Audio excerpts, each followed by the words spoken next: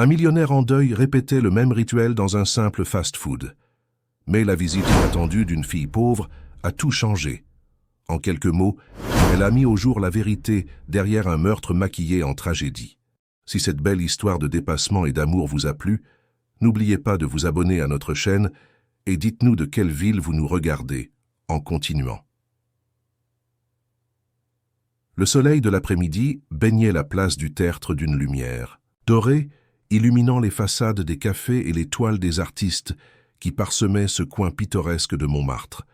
Assis à sa table habituelle au Café des Artistes, Jean-Baptiste Leroy contemplait la vie qui s'écoulait autour de lui, avec un détachement qui contrastait avec l'animation du quartier. À 52 ans, cet homme à la silhouette élancée et aux tempes grisonnantes portait sur ses épaules le poids d'un empire de la haute couture parisienne et dans son cœur, le vide laissé par l'absence de son épouse. Chaque dimanche, depuis 6 mois maintenant, il s'asseyait à cette même table, commandait le même plat, un croque-madame avec une touche de truffe noire, accompagné d'un café crème, et passait l'après-midi à observer la place, perdu dans ses souvenirs. Ce rituel était devenu son refuge, sa manière de maintenir un lien avec Camille, qui adorait ce café pour son atmosphère bohème et la vue imprenable sur la basilique du Sacré-Cœur. « Votre commande habituelle, monsieur Leroy », annonça Marcel, le serveur qui le connaissait désormais par son prénom, mais maintenait une distance respectueuse face à cet homme dont le nom apparaissait régulièrement dans les pages de Vogue et du Figaro. « Merci, Marcel », répondit Jean-Baptiste, son regard s'attardant sur le croque-madame comme s'il s'agissait d'un artefact précieux plutôt que d'un simple repas. La maison Leroy, fondée par son grand-père dans les années 1920, avait traversé les époques en habillant les femmes les plus élégantes de Paris, puis du monde entier. Jean-Baptiste avait fait entrer la marque dans le XXIe siècle, combinant tradition et innovation avec un talent qui lui avait valu l'admiration de ses pairs et une fortune considérable. Mais depuis l'accident qui avait plongé Camille dans un état végétatif 6 mois plus tôt, tout cela semblait dénué de sens. Ce jour-là, alors qu'il portait à ses lèvres sa tasse de café, son regard fut attiré par une silhouette menue qui se faufilait entre les tables. Une petite fille d'une dizaine d'années, aux cheveux châtains rassemblés en une tresse approximative, vêtue d'un manteau trop grand pour elle et visiblement usé. Elle s'approchait des tables, récoltant des regards mi-agacés, mi-compatissants des clients qui détournaient les yeux ou faisaient non de la tête avant même qu'elle n'ait prononcé un mot.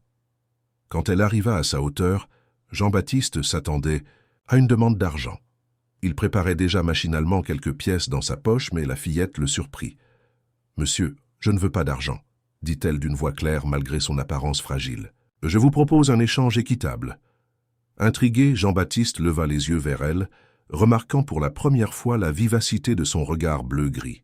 « Un échange » répéta-t-il, sa curiosité momentanément plus forte que son détachement habituel. « Votre croque-madame » précisa-t-elle, en désignant l'assiette à peine entamée. « Vous n'en mangez jamais plus de la moitié.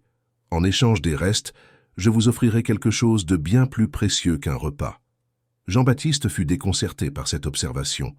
Comment cette enfant pouvait-elle connaître ses habitudes? « Et qu'as-tu de si précieux à m'offrir » demanda-t-il, un sourire légèrement amusé adoucissant ses traits tirés par la fatigue. « Un secret, » répondit-elle, ses yeux ne quittant pas les siens. « Un secret qui concerne votre femme et ce qui lui est vraiment arrivé. » Le sang de Jean-Baptiste se figea dans ses veines. La mention de Camille par cet inconnu le déstabilisa complètement. L'accident de voiture qui avait laissé Camille entre la vie et la néant avait fait les gros titres, certes, mais le ton de la fillette suggérait autre chose qu'une simple connaissance des faits publics. « Qui es-tu » demanda-t-il, sa voix soudain plus basse, plus tendue. « Je m'appelle Manon » répondit-elle simplement, « et je sais des choses que personne d'autre ne sait. Mais d'abord, j'ai faim. » Jean-Baptiste hésita un instant, puis poussa son assiette vers elle. Manon s'assit sans attendre d'invitation et commença à manger avec l'appétit vorace des enfants qui ne savent pas quand viendra leur prochain repas. « Comment connais-tu ma femme » insista Jean-Baptiste, incapable d'attendre qu'elle ait terminé. Manon avala sa bouchée avant de répondre. « Je ne la connais pas personnellement, mais j'étais là ce jour-là. J'ai vu ce qui s'est passé avant l'accident. Jean-Baptiste sentit un frisson parcourir son échine. L'accident de Camille s'était produit sur la route de Giverny, où elle s'était rendue pour une exposition de peinture impressionniste. Sa voiture avait quitté la route et percuté un arbre. Les médecins avaient attribué l'accident à un malaise soudain, peut-être cardiaque, qui l'aurait fait perdre le contrôle du véhicule. « Que veux-tu dire ?»« Votre femme a été empoisonnée », affirma Manon avec une assurance déconcertante. Pour son âge. Pas suffisamment pour la tuer, mais assez pour provoquer l'accident. J'ai vu l'homme qui a mis quelque chose dans son thé, juste avant qu'elle ne parte pour Giverny. C'est absurde, répliqua Jean-Baptiste, même si une partie de lui commençait à douter. Comment une petite fille comme toi aurait-elle pu voir une telle chose? Et pourquoi attendre 6 mois pour m'en parler? Parce que j'avais peur, répondit Manon, et parce que je ne savais pas qui vous étiez jusqu'à ce que je vous voie ici, il y a 3 semaines. J'ai reconnu votre visage. Des photos dans les journaux. Elle baissa les yeux vers l'assiette presque vide maintenant, puis les releva avec une détermination surprenante. L'homme qui a fait ça portait un costume bleu marine et une montre en or. Il avait une cicatrice fine près de l'œil droit et il a utilisé une bague spéciale pour ouvrir une petite cachette où il gardait la poudre blanche. Votre femme portait une robe beige avec des motifs floraux ce jour-là et un foulard de soie Hermès autour du cou. Elle sentait la rose et la vanille. Jean-Baptiste sentit son cœur s'arrêter. La description de la tenue de Camille ce jour-là était parfaitement exacte, jusqu'au foulard Hermès qu'il lui avait offert pour leur anniversaire de mariage. Comment cette enfant pouvait-elle connaître ces détails? Qui était cet homme? Demanda-t-il, sa voix à peine audible. Je l'ai vu plusieurs fois avec vous, ici même, répondit Manon. Grand, élégant, des cheveux noirs coiffés en arrière. Il sourit beaucoup, mais ses yeux restent froids. La description correspondait parfaitement à Henri Valmont, son associé principal et ami de longue date, l'homme qui l'avait soutenu pendant les moments les plus sombres après l'accident de Camille, l'homme qui gérait désormais la maison, le roi en son absence pendant qu'il se perdait dans son chagrin. « C'est impossible, » murmura Jean-Baptiste. « Je peux vous le prouver, » affirma Manon, « si vous me faites confiance. » Jean-Baptiste observa cet étrange enfant qui venait de faire basculer son monde. Son instinct lui disait de la chasser, de rejeter ses accusations absurdes. Mais quelque chose dans son regard, une sincérité brute l'empêchait de le faire. Pourquoi me dire tout cela? Pourquoi t'impliquer? Manon termina la dernière bouchée du croque-madame avant de répondre, essuyant ses mains sur une serviette avec des gestes précis qui contrastaient avec son apparence négligée. Parce que ma mère aussi a eu un accident il y a 3 ans. Elle travaillait comme modéliste pour une grande maison de couture. Après son accident, ses créations sont apparues dans une collection qui a fait la fortune d'un autre. J'ai reconnu le même homme près d'elle avant que ça n'arrive. Jean-Baptiste sentit un vertige le saisir. Les implications étaient trop lourdes, trop terrifiantes pour être ignorées. « Comment puis-je te croire ?» demanda-t-il, partagé entre méfiance et espoir désespéré. « Demandez à votre chauffeur où votre femme s'est arrêtée avant de prendre la route ce jour-là, » suggéra Manon. « Demandez-lui qui elle a rencontré. Vérifiez si M. Valmont était vraiment à Lyon pour le salon de la mode comme il l'a prétendu. » Jean-Baptiste resta silencieux, digérant ces informations. Son esprit, engourdi par des mois de chagrin, commençait à s'éveiller, analysant frénétiquement chaque détail, chaque incohérence dans les événements des derniers mois. « Où puis-je te retrouver ?» demanda-t-il finalement. « Je serai ici, dimanche prochain, » répondit Manon en se levant. « Même heure, même table, mais faites attention, monsieur le roi, si mes soupçons sont justes, vous êtes en danger aussi. » Elle s'éloigna aussi discrètement qu'elle était venue, se fondant dans la foule des touristes et des artistes de la place du Tertre. Jean-Baptiste resta immobile, fixant l'assiette vide devant lui, son café désormais froid oublié. Cette rencontre improbable venait de réveiller en lui quelque chose qu'il croyait perdu à jamais, l'espoir. Non pas l'espoir que Camille se réveille un jour. Les médecins avaient été clairs sur les chances infimes de récupération, mais l'espoir de comprendre, de trouver un sens à cette tragédie qui avait brisé sa vie. En quittant le café ce jour-là, Jean-Baptiste Leroy marchait différemment. Son pas était plus déterminé, son regard plus vif. Pour la première fois depuis l'accident, il ressentait autre chose que de la douleur et de l'apathie. Il ressentait de la colère, et sous cette colère couvait une résolution implacable, découvrir la vérité, quoi qu'il en coûte. En regagnant sa voiture, il sortit son téléphone et composa le numéro de Laurent, le chauffeur de Camille, depuis plus de 10 ans. « Laurent, c'est Jean-Baptiste. J'ai besoin de vous voir, immédiatement. » La voix de Jean-Baptiste ne trahissait aucune émotion, mais au fond de lui, une tempête se préparait. Si ce que Manon avait dit était vrai, si Henri avait réellement orchestré l'accident de Camille. La question qui le hantait était pourquoi? Quel intérêt Henri aurait-il eu à nuire à Camille? Et comment cette petite fille aux yeux trop vieux pour son âge pouvait-elle détenir la clé de ce mystère? Alors que sa voiture s'engageait dans les rues étroites de Montmartre, Jean-Baptiste jeta un dernier regard vers le Café des Artistes. Il y reviendrait dimanche prochain, mais d'ici là, il avait une semaine pour commencer à démêler les fils d'une conspiration dont il ne soupçonnait pas encore l'ampleur. Le bureau de Jean-Baptiste Leroy, situé au dernier étage du siège de la maison Leroy sur l'avenue Montaigne, offrait une vue imprenable sur la tour Eiffel. Autrefois, cette vue l'inspirait. Aujourd'hui, alors qu'il attendait l'arrivée de Laurent, il n'y prêtait aucune attention. Son esprit était entièrement occupé par les révélations de Manon. Laurent Mercier frappa discrètement à la porte avant d'entrer. À 60 ans, ce chauffeur à la loyauté sans faille avait servi la famille Leroy pendant plus de 3 décennies. Son visage trahissait une certaine inquiétude face à cette convocation inhabituelle. « Asseyez-vous, Laurent », invita Jean-Baptiste en désignant le fauteuil face à son bureau. Le chauffeur s'exécuta, visiblement mal à l'aise. « Monsieur Leroy, est-ce que tout va bien? J'ai besoin que vous me racontiez exactement ce qui s'est passé le jour de l'accident de Camille », annonça Jean-Baptiste sans préambule. Chaque détail, chaque arrêt, chaque personne qu'elle a rencontrée. Laurent parut surpris.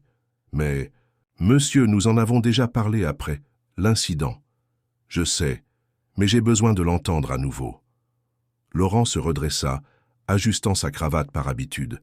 « Comme vous le savez, ce jour-là, j'ai conduit madame à Giverny pour l'exposition. Monet. Nous sommes partis vers 10 heures du matin. Madame souhaitait s'arrêter au Café des Artistes avant de quitter Paris. Elle y avait rendez-vous avec quelqu'un. Jean-Baptiste se pencha en avant. « Avec qui ?»« Monsieur Valmont, » répondit Laurent. « Il a rejoint madame pour un thé. Leur conversation semblait tendue. Quand madame est revenue à la voiture, elle paraissait préoccupée. Combien de temps sont-ils restés ensemble ? Une 20aine de minutes, pas plus. Monsieur Valmont est parti le premier. Madame a terminé son thé, puis nous avons pris la route. » Jean-Baptiste sentit son cœur s'accélérer. Henri m'a dit qu'il était à Lyon ce jour-là, pour le salon de la mode. Laurent hésita, puis secoua la tête. « Non, monsieur, il était bien à Paris ce matin-là, j'en suis certain. » Un lourd silence s'installa dans le bureau. Jean-Baptiste fixait intensément son chauffeur, cherchant la moindre trace de doute ou de mensonge dans son regard. Mais Laurent semblait simplement confus par l'importance que son employeur accordait soudain à ces détails. « Pourquoi ne m'avez-vous jamais dit qu'Henri avait rencontré Camille juste avant l'accident ?» Laurent pâlit légèrement. « Je pensais que vous le saviez, monsieur. Et puis, après l'accident, quand monsieur Valmont a affirmé être à Lyon, je me suis dit que j'avais peut-être mal vu ou que c'était quelqu'un qui lui ressemblait. Vous n'avez pas mal vu, Laurent, » affirma Jean-Baptiste, sa voix soudain glaciale. « Et Camille, comment était-elle après cette rencontre? A-t-elle bu ou mangé quelque chose? » Elle a terminé son thé après le départ de monsieur Valmont, puis, sur la route, elle s'est plainte de palpitations, de vertiges. J'ai proposé de faire demi-tour, mais elle a insisté pour continuer. Elle disait que l'air frais de la campagne lui ferait du bien. La voix de Laurent se brisa légèrement. Si seulement j'avais insisté pour rentrer. « Ce n'est pas votre faute, » le rassura Jean-Baptiste. « Vous ne pouviez pas savoir. » Mais lui commençait à comprendre. Les pièces du puzzle s'assemblaient lentement, formant une image terrifiante. « Laurent, y a-t-il autre chose que vous auriez remarqué ce jour-là? N'importe quoi d'inhabituel ?» Le chauffeur réfléchit un moment. « Maintenant que vous le mentionnez, monsieur Valmont portait une bague que je n'avais jamais vue auparavant. Une chevalière massive avec une pierre rouge. Il la tournait nerveusement pendant qu'il parlait à madame. Une bague spéciale. Les mots de Manon résonnèrent dans l'esprit de Jean-Baptiste. Comment cette enfant pouvait-elle connaître ce détail? Merci, Laurent. Vous pouvez disposer. Et s'il vous plaît, ne mentionnez cette conversation à personne, surtout pas à Henri. Après le départ du chauffeur, Jean-Baptiste resta immobile, contemplant la vue qu'il avait ignorée plus tôt. La vérité commençait à se dessiner, aussi froide et tranchante qu'une lame. Henri, son ami le plus proche, son partenaire d'affaires, depuis 20 ans lui avait menti. Il avait rencontré Camille le jour de son accident, contrairement à ce qu'il avait prétendu. Mais pourquoi? Jean-Baptiste alluma son ordinateur et se connecta au système de la maison Leroy. En tant que PDG, il avait accès à tous les dossiers, mais ces derniers mois, absorbé par sa douleur, il avait délaissé la gestion quotidienne, laissant Henri aux commandes. Il était temps de voir ce qui s'était passé en son absence. Ce qu'il découvrit le glaça. Sous la direction d'Henri, la maison Leroy avait pris des orientations radicalement différentes de sa vision. Des contrats avec des fournisseurs douteux, des investissements risqués, des licenciements massifs dans les ateliers historiques.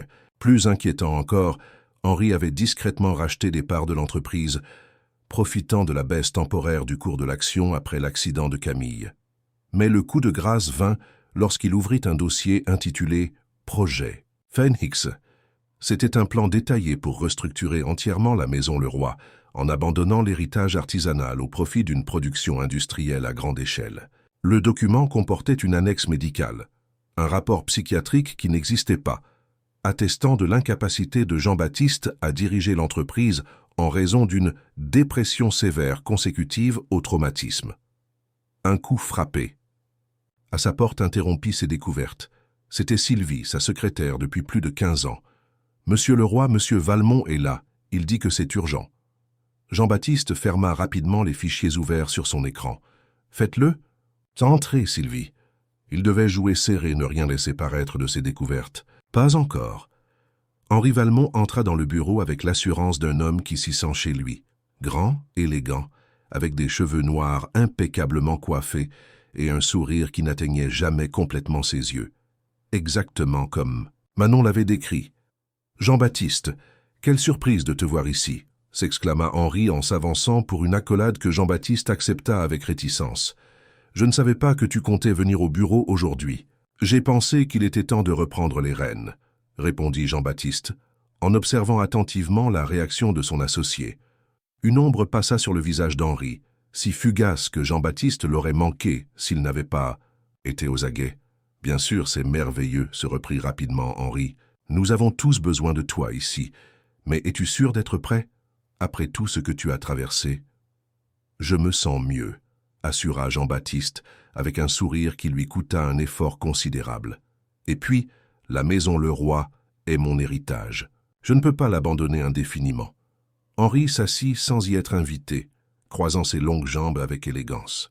Jean-Baptiste remarqua alors la chevalière massive ornée d'un rubis qui brillait à son annulaire droit.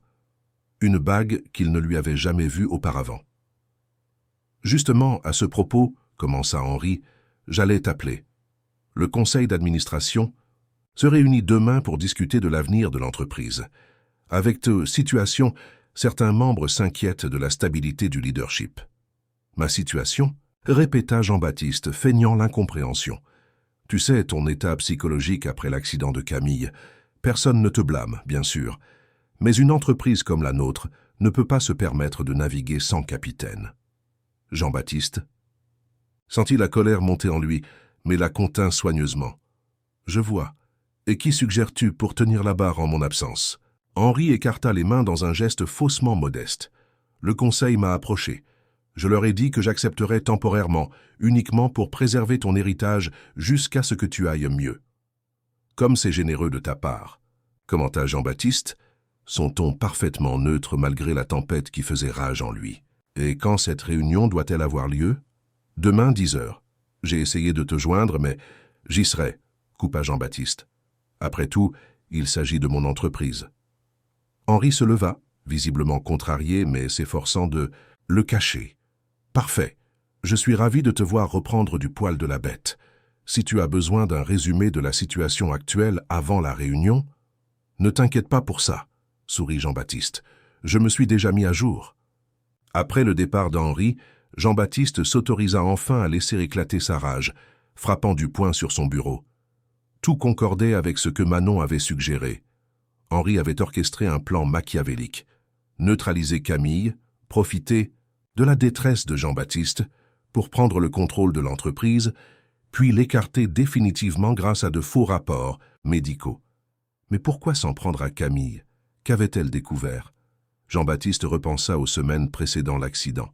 Camille avait effectivement semblé préoccupée, passant de longues heures à étudier des documents qu'elle rangeait soigneusement dès qu'il entrait dans la pièce. Elle avait évoqué des irrégularités qu'elle voulait vérifier avant d'en parler. À l'époque, absorbée par la préparation de la nouvelle collection, il n'y avait pas prêté attention. Une tasse. Idée lui traversa l'esprit. Si Camille avait découvert quelque chose d'important, elle l'aurait consigné quelque part. Elle avait toujours été méthodique, conservant des traces de tout. Jean-Baptiste quitta son bureau et se rendit directement à leur appartement du 16e arrondissement. Il n'y avait pas mis les pieds depuis des semaines, préférant séjourner dans leur maison de campagne pour fuir les souvenirs. L'appartement était silencieux, figé dans le temps, comme si Camille allait franchir la porte d'un instant à l'autre. Il se dirigea vers le bureau de son épouse, une pièce lumineuse donnant sur un petit jardin intérieur. Camille y passait. Des heures à dessiner, à lire, à gérer ses œuvres caritatives.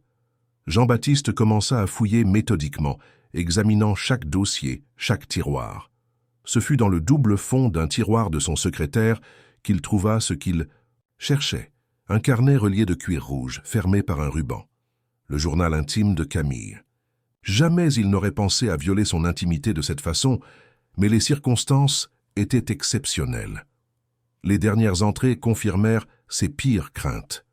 Camille avait découvert qu'Henri détournait des fonds de la fondation caritative de la Maison Leroy, une organisation qui finançait des programmes de formation pour jeunes créateurs défavorisés. Plus grave encore, elle avait trouvé des liens entre Henri et plusieurs incidents similaires dans d'autres maisons de couture.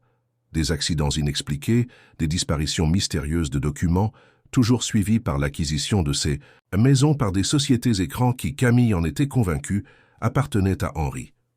La dernière entrée, datée du jour de l'accident, glaça le sang de Jean-Baptiste. « Je rencontre H ce matin pour lui confronter avec les preuves. J'espère me tromper pour JB qui lui fait tant confiance. Mais si j'ai raison, je ne peux pas garder le silence. J'ai laissé une copie de tout dans la cachette habituelle, au cas où.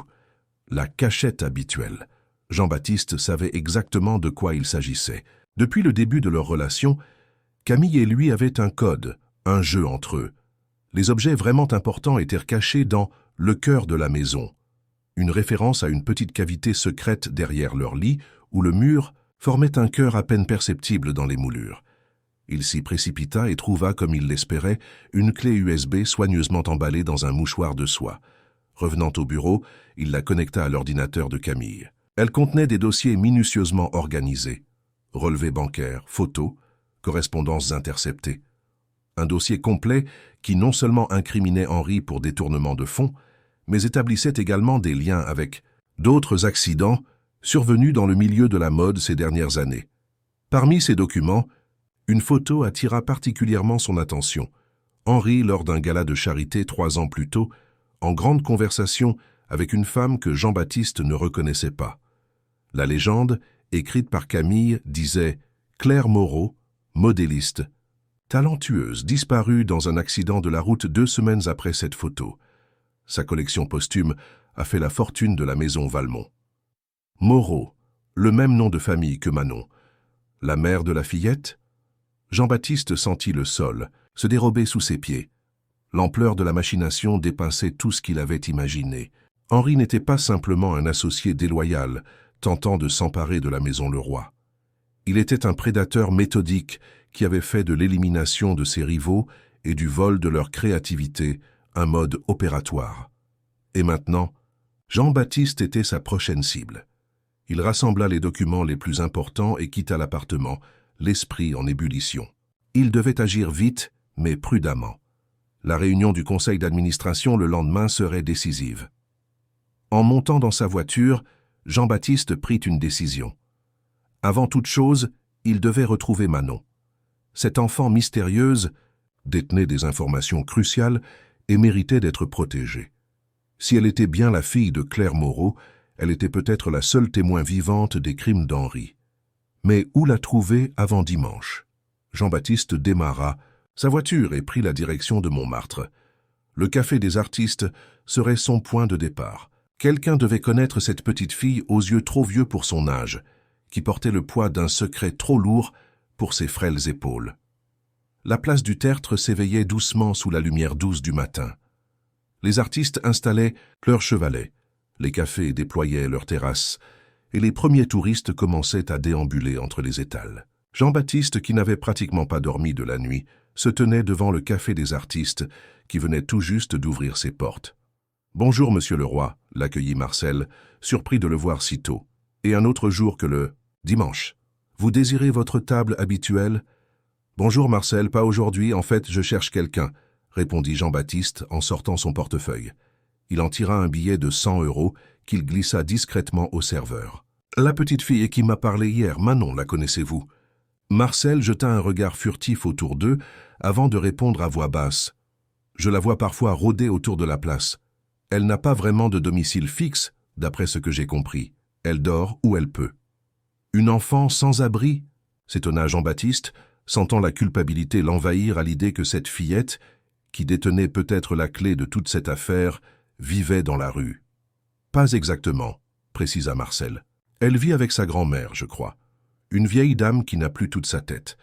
Elles habitent quelque part du côté de la rue Norvins, dans un de ces immeubles délabrés que les promoteurs immobiliers n'ont pas encore réussi à racheter. Savez-vous? Où exactement? Marcel secoua la tête. Non, mais Madame Dubois pourrait vous renseigner. Elle tient la boulangerie au coin de la rue. Elle donne parfois du pain rassis à la petite. Jean-Baptiste remercia le serveur et se dirigea vers la boulangerie indiquée. L'établissement venait d'ouvrir, embaumant la rue d'une odeur de pain frais et de viennoiserie. Une femme d'une 60aine d'années, aux cheveux grisonnants rassemblés en un chignon serré, servait les premiers clients de la journée. Jean-Baptiste attendit patiemment son tour, observant la boulangère interagir avec ses clients. Elle connaissait chacun par son nom, s'enquérant de leur famille, de leur santé. Une figure centrale du quartier, exactement le genre de personne qui remarque tout. « Que puis-je pour vous, monsieur ?» demanda-t-elle lorsqu'il arriva devant le comptoir. « Madame Dubois, je cherche une petite fille nommée Manon. On m'a dit que vous pourriez m'aider à la trouver. » La boulangère le dévisagea avec méfiance. « Et pourquoi un homme comme vous s'intéresserait-il à cet enfant ?» Jean-Baptiste admira sa prudence. « Elle m'a aidé hier, elle m'a dit quelque chose d'important concernant ma femme, qui a eu un accident il y a quelques mois. Je dois la retrouver pour en savoir plus. »« Madame » Dubois l'étudia un moment, pesant visiblement le pour et le contre. « Vous êtes Jean-Baptiste Leroy, n'est-ce pas? Le créateur de mode. Je vous ai reconnu. Votre femme, c'est celle qui est dans le coma depuis l'accident sur la route de Giverny ?»« C'est exact, » confirma Jean-Baptiste, touché que cette femme connaisse son histoire. « Et vous dites que Manon sait quelque chose à ce sujet. Elle était présente ce jour-là. Elle a vu quelque chose d'important. » La boulangère sembla prendre une décision. « Attendez-moi ici. Je vais demander à mon mari de surveiller la boutique. » Quelques minutes plus tard, Madame Dubois ressortit, un paquet enveloppé de papier kraft à la main. « Je vous accompagne. Manon et sa grand-mère Mathilde vivent dans un vieil immeuble rue des Saules. Je leur apporte du pain frais 2 fois par semaine. » Ils marchèrent en silence à travers les ruelles étroites de Montmartre, s'éloignant progressivement des zones touristiques pour s'enfoncer dans un labyrinthe de petites rues où les immeubles, bien que charmants avec leurs façades anciennes, montrèrent des signes évidents de délabrement. Mathilde était couturière pour la haute couture, autrefois, expliqua Madame Dubois, alors qu'ils approchèrent de leur destination. Une des meilleures de Paris, d'après ce qu'on dit. Puis sa fille unique est décédée dans un accident, il y a quelques années. Elle n'a plus jamais été la même. Elle s'occupe de Manon comme elle peut, mais sa santé décline. La petite se débrouille seule la plupart du temps. Jean-Baptiste digéra cette information. Tout concordait avec ce que Manon lui avait dit concernant sa mère. Ils arrivèrent devant un immeuble étroit, dont la façade écaillée avait dû être élégante autrefois.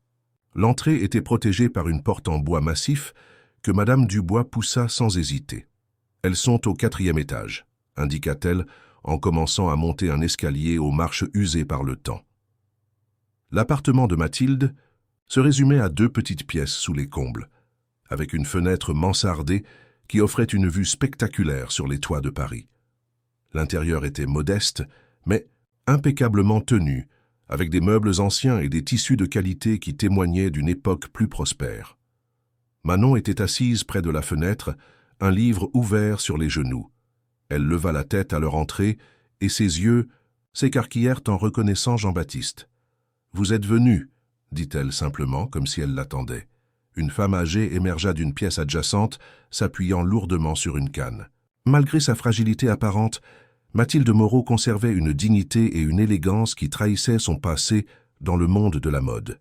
« Qui est-ce, Marie » demanda-t-elle à la boulangère, son regard voilé se posant sur Jean-Baptiste. « C'est Monsieur Leroy, Mathilde. Jean-Baptiste Leroy, le créateur de mode.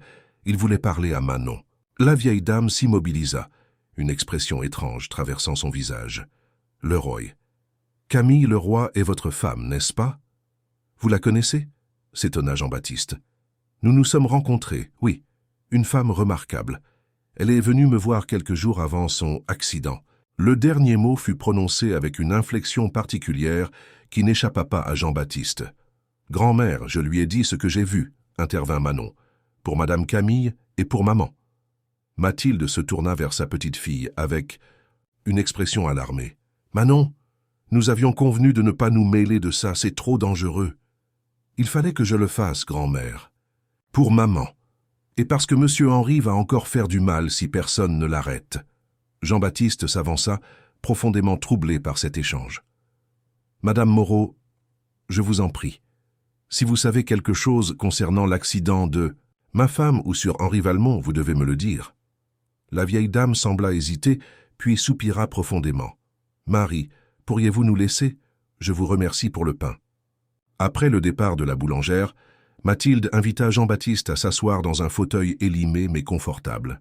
« Votre femme est venue me voir parce qu'elle enquêtait sur Henri Valmont, » commença Mathilde, sa voix tremblant légèrement. « Elle avait découvert des irrégularités financières dans votre fondation et remontait la piste.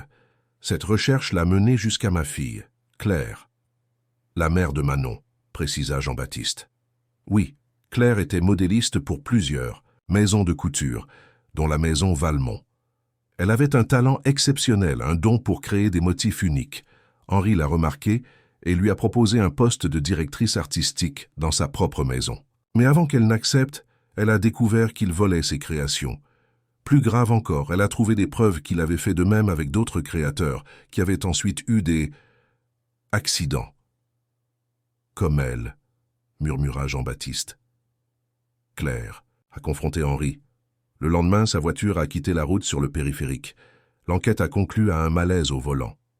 Mathilde essuya une larme qui coulait sur sa joue ridée. 3 mois plus tard, la nouvelle collection Valmont présentait des modèles étrangement similaires aux dernières créations de ma fille. Des créations qu'elle n'avait montrées à personne, sauf à Henri. Jean-Baptiste sentit un frisson glacé parcourir son échine, et Camille a fait le lien entre la mort de Claire et les agissements d'Henri. Votre femme était tenace, elle. Avait réuni des preuves contre Henri, non seulement concernant les détournements de fonds, mais aussi sur plusieurs accidents suspects dans le milieu de la mode ces dernières années. Elle m'a montré son dossier, m'a demandé si je reconnaissais certains noms, puis elle m'a dit qu'elle allait confronter Henri. Elle l'a fait, le jour même de son accident, confirma Jean-Baptiste. Mais comment Manon est-elle impliquée? Dans tout ça? La petite fille, qui était restée silencieuse jusque-là, s'approcha. J'étais avec maman le jour de son accident. Elle m'avait emmené au travail parce que j'étais malade et ne pouvais pas aller à l'école. J'ai vu Monsieur Henri mettre quelque chose dans son café quand elle est allée aux toilettes. Il a utilisé une bague spéciale. Maman est tombée, malade sur la route du retour. « Tu as vu ça ?» s'étonna Mathilde. « Tu ne me l'avais jamais dit. »« J'avais peur, » avoua Manon. « Et puis, quand j'ai vu Madame Camille rencontrer Monsieur Henri au café, j'ai reconnu la même bague. Il faisait les mêmes gestes. J'ai essayé de la prévenir, mais j'ai eu peur de m'approcher. Et puis elle a eu son accident, » compléta Jean-Baptiste, le cœur serré. « Je me suis promis que si je voyais Monsieur Henri faire ça à quelqu'un d'autre, je parlerais, » poursuivit Manon. « Quand je vous ai vu au café, si triste, j'ai su que c'était le moment. » Jean-Baptiste regarda cette petite fille avec un mélange d'admiration et de compassion. Elle portait un fardeau bien trop lourd pour ses jeunes épaules. Manon, Madame Moreau, ce que vous me dites est extrêmement grave. Henri doit être arrêté avant qu'il ne fasse d'autres victimes. J'ai trouvé le dossier que Camille avait constitué, mais nous avons besoin de plus de preuves. Que comptez-vous faire ? Demanda Mathilde, visiblement inquiète. Demain matin, Henri prévoit de me faire évincer de ma propre entreprise lors d'une réunion du conseil d'administration. Il a préparé de faux rapports médicaux attestant de mon instabilité psychologique. Je dois le démasquer avant qu'il ne réussisse. Soyez prudent, avertit Mathilde. Cet homme est dangereux. Il ne reculera devant rien pour arriver à ses fins. Je le sais maintenant, acquiesça Jean-Baptiste, mais je ne suis plus seul à connaître la vérité. Avec votre aide, nous pouvons l'arrêter. Il se tourna vers Manon. Serais-tu prête à témoigner de ce que tu as vu, à identifier Henri et sa bague? La fillette hésita, regardant sa grand-mère qui paraissait terrifiée à cette idée. Ce serait dangereux pour elle, protesta Mathilde. Henri a des relations, de l'influence. Il pourrait nous faire taire. Jean-Baptiste comprenait leur peur. Je ne vous demanderai pas de vous exposer inutilement, mais il existe peut-être un moyen de piéger Henri, de le pousser à se trahir lui-même. Il réfléchit un instant, puis une idée commença à se former dans son esprit. Et si nous recréions la situation? Si nous lui faisions croire que Manon détient des preuves concrètes de ses crimes, qu'elle a peut-être même une vidéo. « Vous voulez utiliser ma petite fille comme appât ?» s'indigna Mathilde. « Non, pas comme appât, comme témoin protégé. Henri ne sait pas que Manon l'a vue avec Camille, ni qu'elle a fait le lien avec la mort de sa mère. Si nous le confrontons, avec cette information, dans un environnement contrôlé, avec des témoins et peut-être même un enregistrement, c'est trop risqué, trancha Mathilde. Mais Manon intervint. « Je veux le faire, grand-mère, pour maman et pour Madame Camille. » Jean-Baptiste admira le courage de cet enfant, mais il partageait les inquiétudes de Mathilde. Il doit y avoir un moyen de le faire sans mettre Manon en danger direct. Il sortit son téléphone et composa un numéro. « J'ai besoin de consulter quelqu'un qui pourrait nous aider. Un ancien policier qui travaille maintenant comme enquêteur privé. Il saura comment procéder légalement et en toute sécurité. » Pendant qu'il attendait que son contact réponde, Jean-Baptiste observa l'appartement modeste de Mathilde et Manon. Comment ces deux-là avaient-elles pu survivre seules avec le poids d'un tel secret? La vieille dame, autrefois respectée dans le milieu de la haute couture, réduite à vivre dans ce 2 pièces délabré. Et la petite fille, obligée de grandir trop vite, cherchant de la nourriture dans les restaurants pour survivre. Une vague de détermination l'envahit. Quelle que soit l'issue de cette affaire, il ne les abandonnerait pas. Elle faisait désormais partie de son combat et il prendrait soin d'elle. « Bonjour Michel, c'est Jean-Baptiste Leroy. J'ai besoin de ton aide pour une affaire délicate. Il s'agit de ma femme, de son accident et de beaucoup plus encore. » Alors qu'il expliquait brièvement la situation à son ami, Jean-Baptiste sentit le regard de Manon fixé sur lui, plein d'espoir et de confiance. Cet enfant lui avait ouvert les yeux alors qu'il se noyait dans sa douleur. Maintenant, c'était à son tour de lui rendre justice à elle et à sa mère. « D'accord, nous t'attendons, conclut-il avant de raccrocher. Michel sera là dans 1 heure, il va nous aider à mettre au point un plan. »« Et ensuite ?» demanda Mathilde, toujours méfiante. « Ensuite, » répondit Jean-Baptiste avec une détermination tranquille, « nous allons reprendre ce qu'Henri nous a volé, la vérité, la justice et nos vies. » Dehors, le soleil illuminait pleinement les toits de Paris. Une nouvelle journée commençait, porteuse d'espoir, malgré les ombres qui planaient encore. Pour la première fois depuis l'accident de Camille, Jean-Baptiste sentait qu'il avançait vers la lumière, guidé par une petite fille courageuse qui avait osé lui révéler la vérité en échange d'un simple repas. Le bureau de Jean-Baptiste. Leroy était plongé dans la pénombre, uniquement éclairé par la lueur bleuâtre des écrans d'ordinateur. Michel Renard, ancien inspecteur de police reconverti en détective privé, examinait attentivement les documents rassemblés par Camille avant son accident.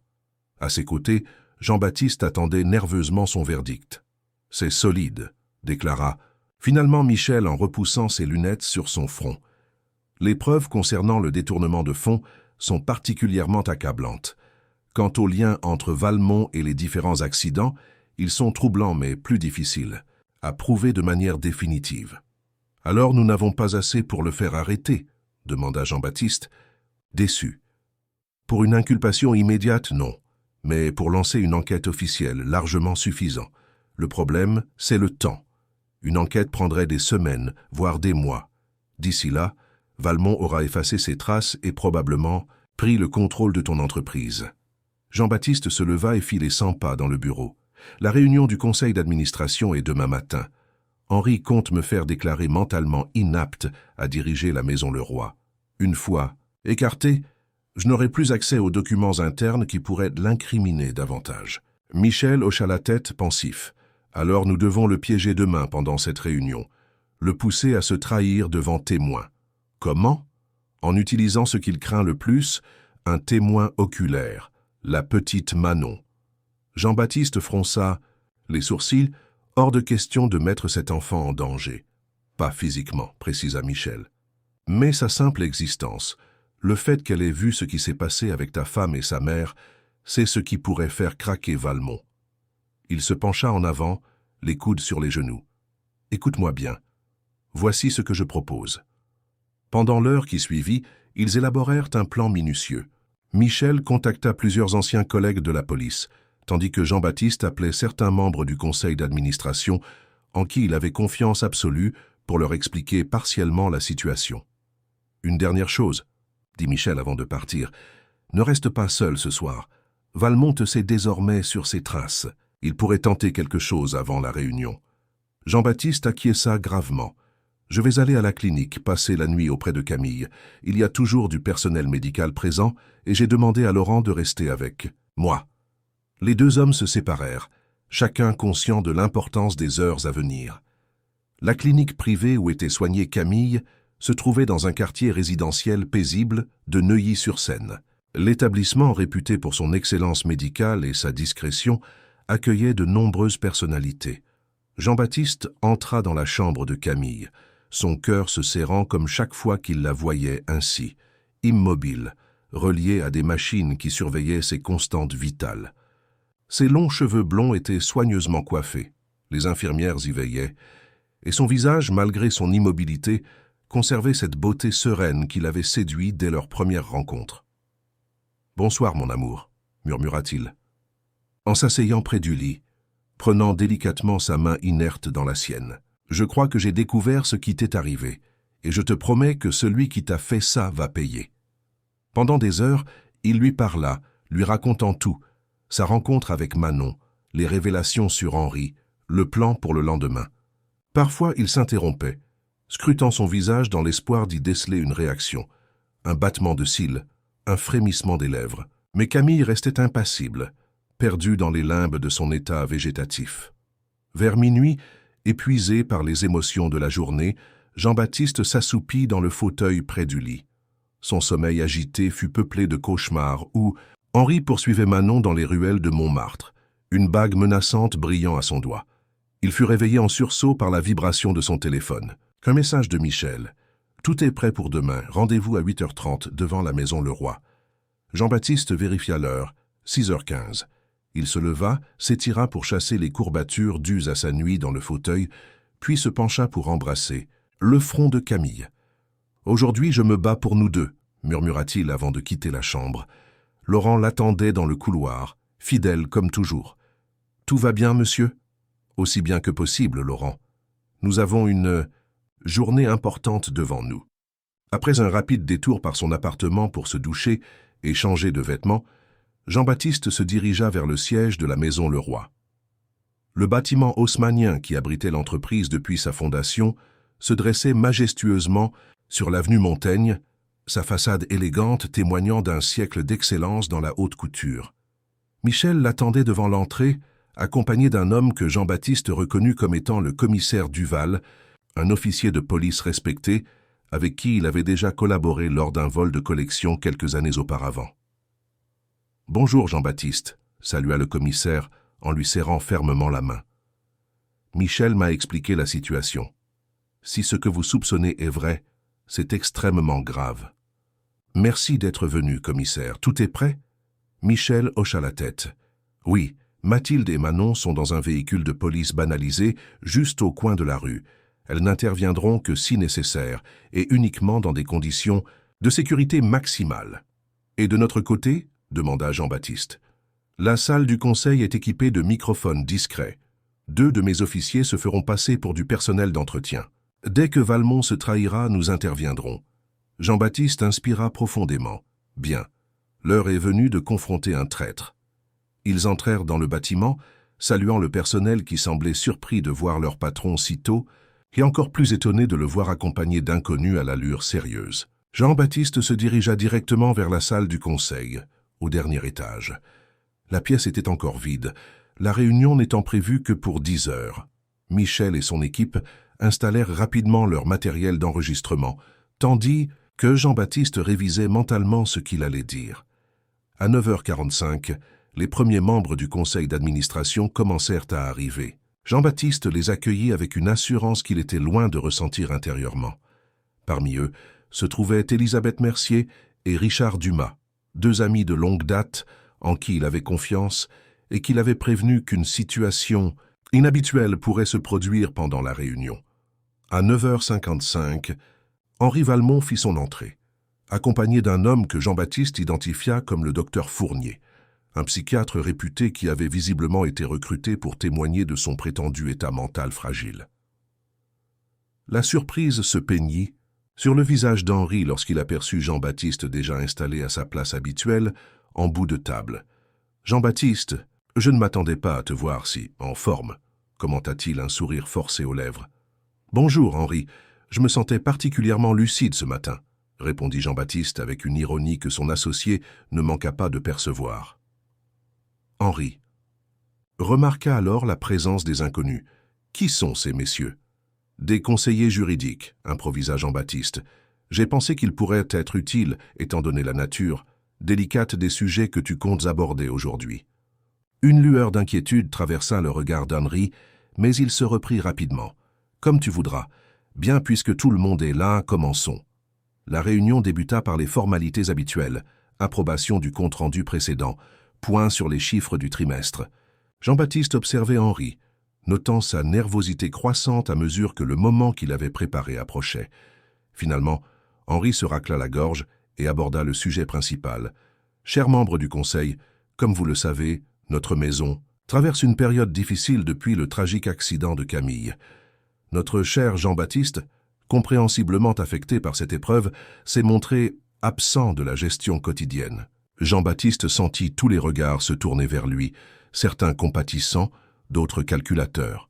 « J'ai donc pris sur moi, » poursuivit Henri, « de maintenir le cap dans cette tempête, mais après mûre réflexion et consultation de spécialistes. » Il désigna le docteur Fournier. « Je crois qu'il est temps de formaliser cette situation temporaire. »« Tu parles de me faire déclarer inapte à diriger ma propre entreprise, » interrompit Jean-Baptiste, sa voix dangereusement calme. Henri eut au moins la décence de paraître embarrassé. « C'est pour ton bien, Jean-Baptiste. Le docteur Fournier peut attester de ton état psychologique fragile. Tu as besoin de temps pour te reconstruire, loin des pressions de la direction. Et pendant ce temps, tu prendrais les rênes de la maison, le roi. Temporairement, bien sûr, » assura Henri avec un sourire qui ne trompa personne. Jean-Baptiste se leva lentement, posant ses mains à plat sur la table. « Avant que nous ne passions au vote sur cette proposition fascinante, j'aimerais aborder quelques points qui pourraient intéresser le Conseil. » Il fit signe à Michel qui lui tendit une tablette. Jean-Baptiste l'alluma et la connecta au système de projection de la salle. « Voici quelques documents intéressants découverts récemment, » annonça-t-il en faisant défiler des relevés. Bancaires, des contrats douteux, des transferts de fonds vers des sociétés écrans. Comme vous pouvez le constater, des sommes importantes ont été détournées de notre fondation caritative. Curieusement, ces fonds ont fini dans des comptes liés à des entreprises appartenant à notre cher Henri. Un murmure stupéfait parcourut l'Assemblée. Henri, livide, se leva d'un bond. « C'est absurde, ces documents sont falsifiés. Voilà la preuve de ton instabilité, Jean-Baptiste. Tu inventes des conspirations. » « Vraiment ?» Jean-Baptiste fit défiler d'autres documents. Et ces rapports d'accidents concernant des créateurs de mode qui se sont mystérieusement trouvés victimes de malaise au volant après avoir refusé de collaborer avec toi, ou ces collections qui ressemblent étrangement aux créations de designers récemment décédés. Sont-ils aussi le fruit de mon imagination? Henri, de plus en plus agité, arracha la tablette des mains de Jean-Baptiste. C'est ridicule. Personne ne croira ces accusations grotesques. Tu n'as aucune preuve tangible. Au contraire, répliqua calmement Jean-Baptiste. J'ai un témoin. À ces mots, la porte de la salle s'ouvrit pour laisser entrer Manon, accompagnée d'un officier de police en civil. La fillette, malgré sa nervosité évidente, se tenait droite, son regard déterminé fixé sur Henri. « Voici Manon Moreau », présenta Jean-Baptiste. « Elle t'a vu, Henri, le jour de l'accident de Camille. Elle t'a vu verser quelque chose dans sa tasse de thé au Café des Artistes, tout comme elle t'avait vu faire la même chose avec sa mère, Claire Moreau, 3 ans plus tôt. » Le visage d'Henri se décomposa. Il fixa Manon avec une expression mêlée de surprise et de fureur. « Cette gamine? C'est sur le témoignage d'une enfant des rues que tu bases tes accusations ?» Il tenta de ricaner, mais le son qui sortit de sa gorge ressemblait davantage à un étranglement. « Personne ne croira une mendiante. »« Elle n'est pas seule, » intervint une nouvelle voix. Mathilde Moreau entra à son tour, soutenue par Michel. La vieille dame s'avança lentement vers la table, son regard acéré ne quittant pas Henri. « Mathilde » s'étonna l'un des membres du conseil. « Mathilde Moreau, la légendaire brodeuse ?»« C'est bien moi, » confirma la vieille dame. « Et je connais très bien Monsieur Valmont. Il a volé les créations de ma fille après avoir orchestré son accident. Tout comme il a tenté de faire taire Madame Leroy quand elle a découvert ses malversations. » Henri recula, acculé. « Des mensonges. Tout cela n'est qu'un tissu de mensonges. » Mais son regard trahissait sa panique croissante, surtout lorsqu'il vit le commissaire Duval s'avancer, son insigne à la main. « Monsieur Valmont, j'aimerais vous poser quelques questions concernant vos activités financières et votre emploi du temps lors de certains incidents. » La tension dans la pièce était palpable. Henri, coincé entre le commissaire et la table du conseil, cherchait frénétiquement une échappatoire. Son regard se posa sur Manon et une lueur dangereuse y passa. « Cette petite menteuse !» cracha-t-il soudain en pointant un doigt accusateur vers l'enfant. « Elle invente tout. Comment pourrait-elle savoir quoi que ce soit sur ce qui est arrivé à sa mère ou à Camille? »« Je ne t'ai jamais dit que sa mère s'appelait Claire, » fit remarquer Jean-Baptiste avec un calme glacial, ni qu'elle était morte dans un accident similaire à celui de Camille. Le silence qui suivit cette observation fut assourdissant. Henri réalisa son erreur, ses yeux s'écarquillant d'horreur. « Ce n'est pas ce que je voulais dire, » balbutia-t-il.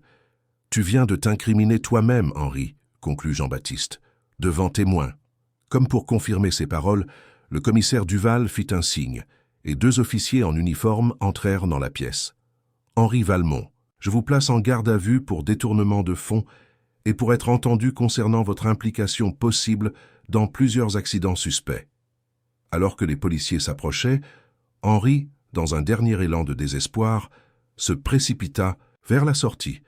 Mais Michel, anticipant sa réaction, bloqua la porte de son imposante carrure. Acculé, Henri se tourna vers Jean-Baptiste, la haine déformant ses traits autrefois séduisants.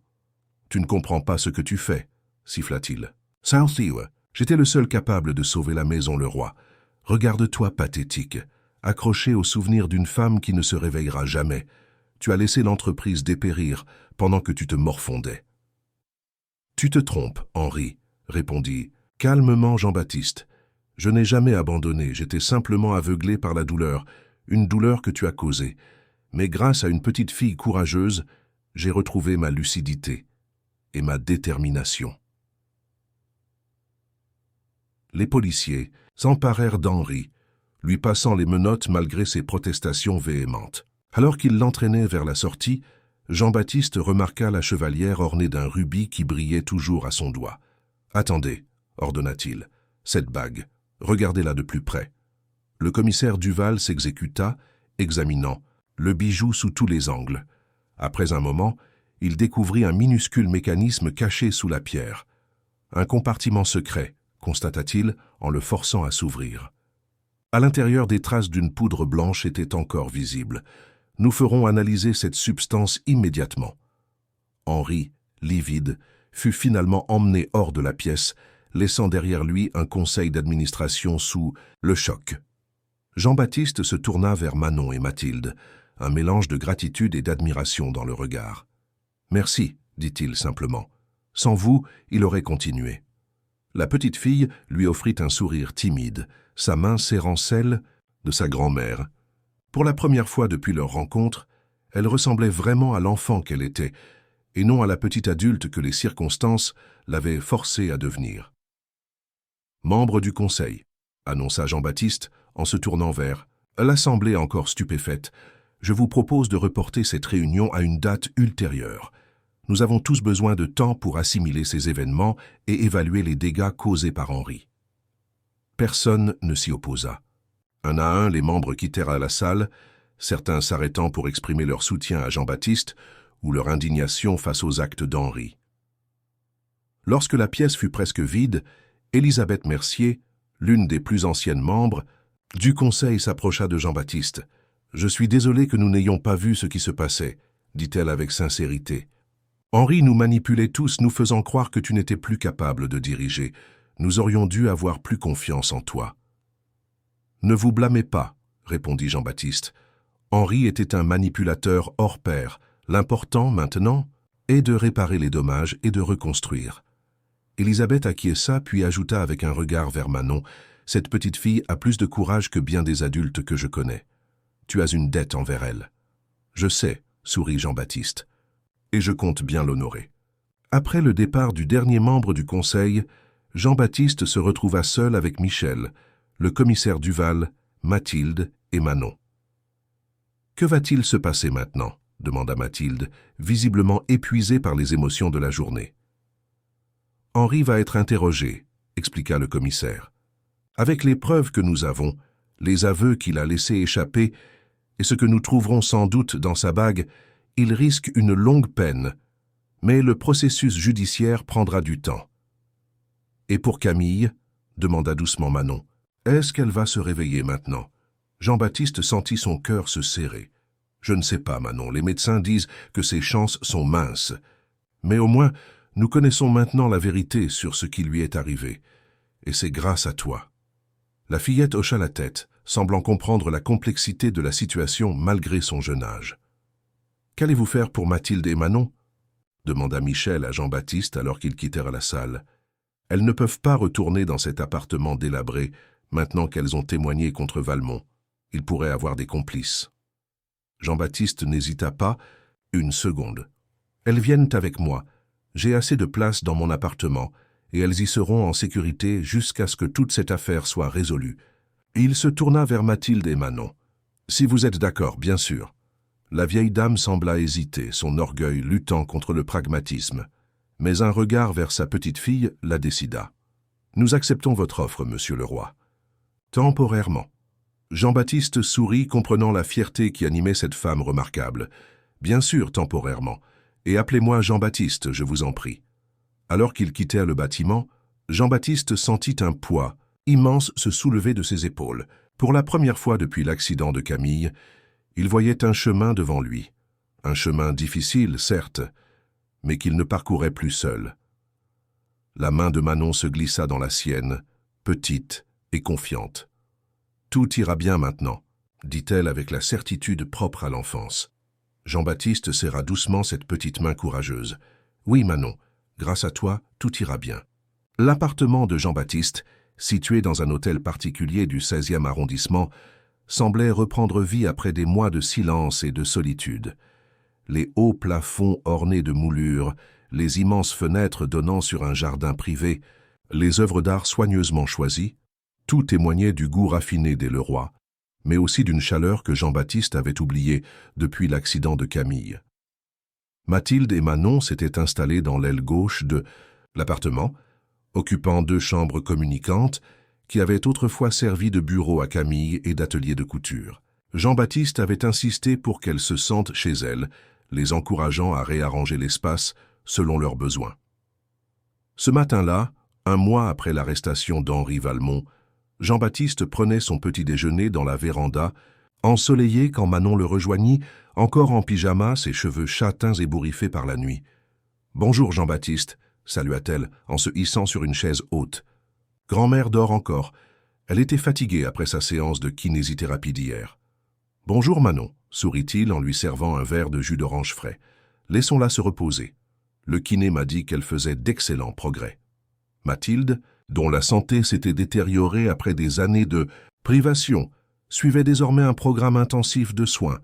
Jean-Baptiste avait engagé les meilleurs spécialistes, déterminés à lui rendre la vigueur qu'elle avait perdue.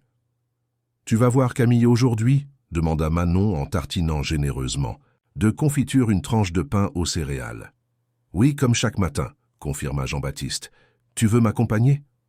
La petite fille hocha vigoureusement la tête. Depuis qu'ils vivaient ensemble, Manon avait développé un attachement particulier pour Camille, bien qu'elle ne l'ait jamais connue éveillée. Plusieurs fois par semaine, elle accompagnait Jean-Baptiste à la clinique, apportant des dessins qu'elle accrochait au mur de la chambre, parlant à la patiente immobile comme si elle pouvait l'entendre. « J'ai fait un nouveau dessin pour elle », annonça fièrement Manon. « C'est le jardin du Luxembourg au printemps. Grand-mère dit que Camille aimait s'y promener. »« C'est vrai », confirma Jean-Baptiste, touché par cette attention. « Nous y passions souvent nos dimanches quand nous nous sommes rencontrés. » Après le petit déjeuner, ils se préparèrent pour leur visite quotidienne. Manon avait acquis de nouvelles habitudes depuis qu'elle vivait chez Jean-Baptiste.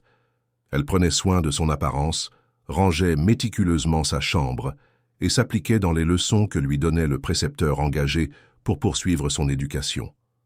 L'enfant des rues s'effaçait progressivement, laissant place à une jeune fille épanouie, mais qui conservait cette maturité et cette perspicacité qui l'avaient caractérisée dès leur première rencontre. En chemin vers la clinique, Jean-Baptiste reçut un appel du commissaire Duval. « Bonjour, monsieur Leroy, j'ai des nouvelles importantes concernant l'affaire Valmont. » Jean-Baptiste mit le téléphone en haut-parleur pour que Laurent, qui conduisait, puisse également entendre. « Je vous écoute, commissaire. » L'analyse de la substance trouvée dans la bague de Valmont a confirmé nos soupçons. Il s'agit d'un composé rare qui provoque des palpitations cardiaques et des vertiges temporaires, mais indétectable lors d'une autopsie standard. Nos experts pensent qu'il l'administrait en petite dose, suffisante pour provoquer un malaise au volant, mais pas pour laisser des traces évidentes. Donc nous avons la preuve qu'il a intentionnellement causé l'accident de Camille, ainsi que celui de Claire Moreau et probablement plusieurs autres, confirma Duval. De plus, nos enquêteurs ont découvert un schéma inquiétant. Chaque victime avait découvert des irrégularités dans les activités de Valmont. Il éliminait systématiquement ceux qui menaçaient de révéler ses malversations. Jean-Baptiste serra les poings, la colère et le chagrin se mêlant en lui. Qu'en est-il des charges? Sera-t-il jugé pour toutes ces victimes? Le procureur rassemble actuellement les éléments pour un procès qui couvrira l'ensemble de Saint-Denis, ses crimes, fraude financière, vol de propriété intellectuelle et tentative d'homicide. Avec les preuves que nous avons, il risque une très longue peine. Et ses complices, il ne pouvait pas agir seul. Nous avons identifié plusieurs collaborateurs, notamment dans le milieu médical. Le docteur Fournier, qui devait témoigner contre vous devant le conseil d'administration, a reconnu avoir falsifié des rapports psychiatriques en échange de sommes importantes. D'autres arrestations sont en cours. « Merci, commissaire, » dit Jean-Baptiste, soulagé de savoir que justice serait rendue. « Tenez-moi informé des développements. » Après avoir raccroché, il remarqua que Manon était restée silencieuse pendant toute la conversation, son petit visage inhabituellement grave. « Ça va, Manon ?» s'inquiéta-t-il. Elle hocha lentement la tête. « C'est juste, je pense à maman. Est-ce qu'elle savait ce qui allait lui arriver quand elle a confronté M. Valmont ?» Jean-Baptiste sentit son cœur se serrer devant cette question si adulte, dans la bouche d'une enfant. « Je ne sais pas, Manon, mais je suis sûr qu'elle était très courageuse, comme toi. Elle voulait faire ce qui était juste, même si c'était dangereux. »« Comme Camille, » murmura Manon. « Exactement, comme Camille. » Ils arrivèrent à la clinique, où le personnel les accueillit avec des sourires chaleureux. Au fil des semaines, tous avaient pris l'habitude de voir cette étrange petite famille recomposée. Le créateur de mode, la fillette aux yeux trop vieux pour son âge et parfois la vieille dame à l'allure aristocratique malgré sa santé fragile. La chambre de Camille était comme toujours, calme, lumineuse, emplie de fleurs fraîches que Jean-Baptiste faisait livrer quotidiennement. Les dessins de Manon tapissaient désormais un pan entier de murs, apportant une touche de vie et de couleur à cet espace médicalisé. Jean-Baptiste s'approcha du lit, embrassant tendrement le front de sa femme, avant de s'asseoir à ses côtés. Manon, quant à elle, sortit son nouveau dessin et chercha une place pour l'accrocher. « Bonjour, mon amour », murmura Jean-Baptiste en prenant la main de Camille. « Nous avons des nouvelles aujourd'hui, de bonnes nouvelles. La police a confirmé ce que nous soupçonnions concernant Henri. Il sera jugé pour tout ce qu'il a fait, à toi et aux autres. Justice sera rendue. » Comme à chaque visite, il lui raconta les événements récents, les progrès de l'entreprise, les petites anecdotes quotidiennes avec Manon et Mathilde. Ces monologues étaient devenus son rituel, sa façon de maintenir un lien avec Camille malgré son état. La maison Leroy se redresse progressivement. J'ai réembauché les artisans qu'Henri avait licenciés et nous avons repris les méthodes traditionnelles que tu défendais tant. Elisabeth Mercier m'aide beaucoup pour la transition. Tu avais raison, comme toujours. Notre force est dans notre héritage, notre savoir-faire unique. Il marqua une pause, caressant doucement la main inerte de Camille. Manon progresse incroyablement vite dans ses études. Son précepteur dit qu'elle a un don pour le dessin et les mathématiques. Et Mathilde, sa santé s'améliore chaque jour. Elle a même commencé à parler de donner des cours de broderie aux jeunes apprentis de la maison. Elle a tant à transmettre. À côté, Manon avait fini d'accrocher son dessin et s'était approchée du lit. Avec la permission tacite de Jean-Baptiste, elle prit l'autre main de Camille. « Bonjour, Camille », dit-elle de sa voix claire. « J'ai dessiné le jardin du Luxembourg pour vous aujourd'hui. Jean-Baptiste m'a dit que vous aimiez y aller ensemble. Il y a les grands bassins avec les petits bateaux et les chaises vertes où les gens s'assoient au soleil. Quand vous vous réveillerez, nous pourrons y aller tous ensemble. » Jean-Baptiste sourit à cette formulation. Manon parlait toujours du réveil de Camille comme d'une certitude, malgré les réserves des médecins. Cette confiance enfantine lui réchauffait le cœur, même s'il essayait de rester réaliste. « Docteur Moreau veut vous voir aujourd'hui », poursuivit Manon, se référant au neurologue qui suivait Camille. « Il a dit qu'il avait quelque chose d'important à discuter. » Jean-Baptiste acquiesça. Ce rendez-vous était prévu depuis plusieurs jours, mais il n'en avait pas parlé à Manon pour ne pas l'inquiéter. Le docteur Moreau, aucun lien avec la famille de Mathilde, simple coïncidence de nom, souhaitait discuter des options thérapeutiques à long terme pour Camille. Comme s'il avait été invoqué par leur conversation, le médecin frappa doucement à la porte avant d'entrer. C'était un homme d'une cinquantaine d'années, aux tempes grisonnantes et au regard bienveillant derrière des lunettes à monture fine. « Bonjour, monsieur Leroy. Bonjour, Manon. » salua-t-il avec un sourire chaleureux. « Comment va notre patiente aujourd'hui ?»« Son état est stable, comme toujours, » répondit Jean-Baptiste. « Manon, pourrais-tu nous laisser un moment? Le docteur Moreau et moi devons discuter. » La fillette hocha la tête avec compréhension. « Je vais à la cafétéria prendre un chocolat chaud. Je reviendrai plus tard. » Après son départ, le neurologue prit place dans le fauteuil face à Jean-Baptiste, son expression devenant plus sérieuse. « Monsieur Leroy, comme je vous l'ai expliqué au téléphone, nous avons reçu les résultats des derniers tests neurologiques de votre épouse, et j'ai également pris connaissance des conclusions de l'enquête concernant la substance qui lui a été administrée. » Jean-Baptiste se raidit, appréhendant ce qui allait suivre. « La bonne nouvelle est que cette substance n'a probablement pas causé de dommages cérébraux permanents, » poursuivit le médecin, ce qui confirme que l'état actuel de Madame Leroy est principalement dû au traumatisme crânien subi lors de l'accident. « Et la mauvaise nouvelle ?» demanda Jean-Baptiste, sentant qu'il y en avait une. Le docteur Moreau soupira. « L'IRM fonctionnel montre toujours une activité cérébrale très limitée. Après 6 mois dans cet état, les chances de réveil spontané diminuent considérablement. Nous devons envisager la possibilité que cet état soit permanent. » Jean-Baptiste sentit son cœur se serrer douloureusement. Malgré les avertissements répétés des médecins depuis l'accident, une partie de lui avait toujours espéré un miracle, surtout depuis qu'il connaissait la véritable cause de l'accident. Cependant, reprit le médecin, il existe un traitement expérimental que nous n'avions pas considéré jusqu'à présent. Une stimulation cérébrale profonde, couplée à un nouveau protocole médicamenteux qui a montré des résultats prometteurs dans des cas similaires. « Pourquoi ne pas l'avoir proposé plus tôt ?» demanda Jean-Baptiste, une lueur d'espoir s'allumant en lui. Ce protocole n'est disponible que dans une clinique spécialisée à Zurich. Il est extrêmement coûteux et n'offre aucune garantie. Mais compte tenu des circonstances particulières de l'accident de votre épouse et de son état neurologique précis, je pense qu'elle pourrait être une bonne candidate. Jean-Baptiste n'hésita pas une seconde. L'argent n'est pas un problème. Si cette clinique peut aider Camille, nous irons. À Zurich. Le docteur Moreau hocha la tête, comme s'il s'attendait à cette réponse. J'ai déjà contacté mes confrères là-bas. Ils sont prêts à examiner le dossier de Madame Leroy dès la semaine prochaine. Si tout se passe bien, le traitement pourrait commencer dans 1 mois. 1 mois, répéta Jean-Baptiste, réalisant que ce délai, aussi court soit-il, lui semblait interminable maintenant qu'un espoir concret existait.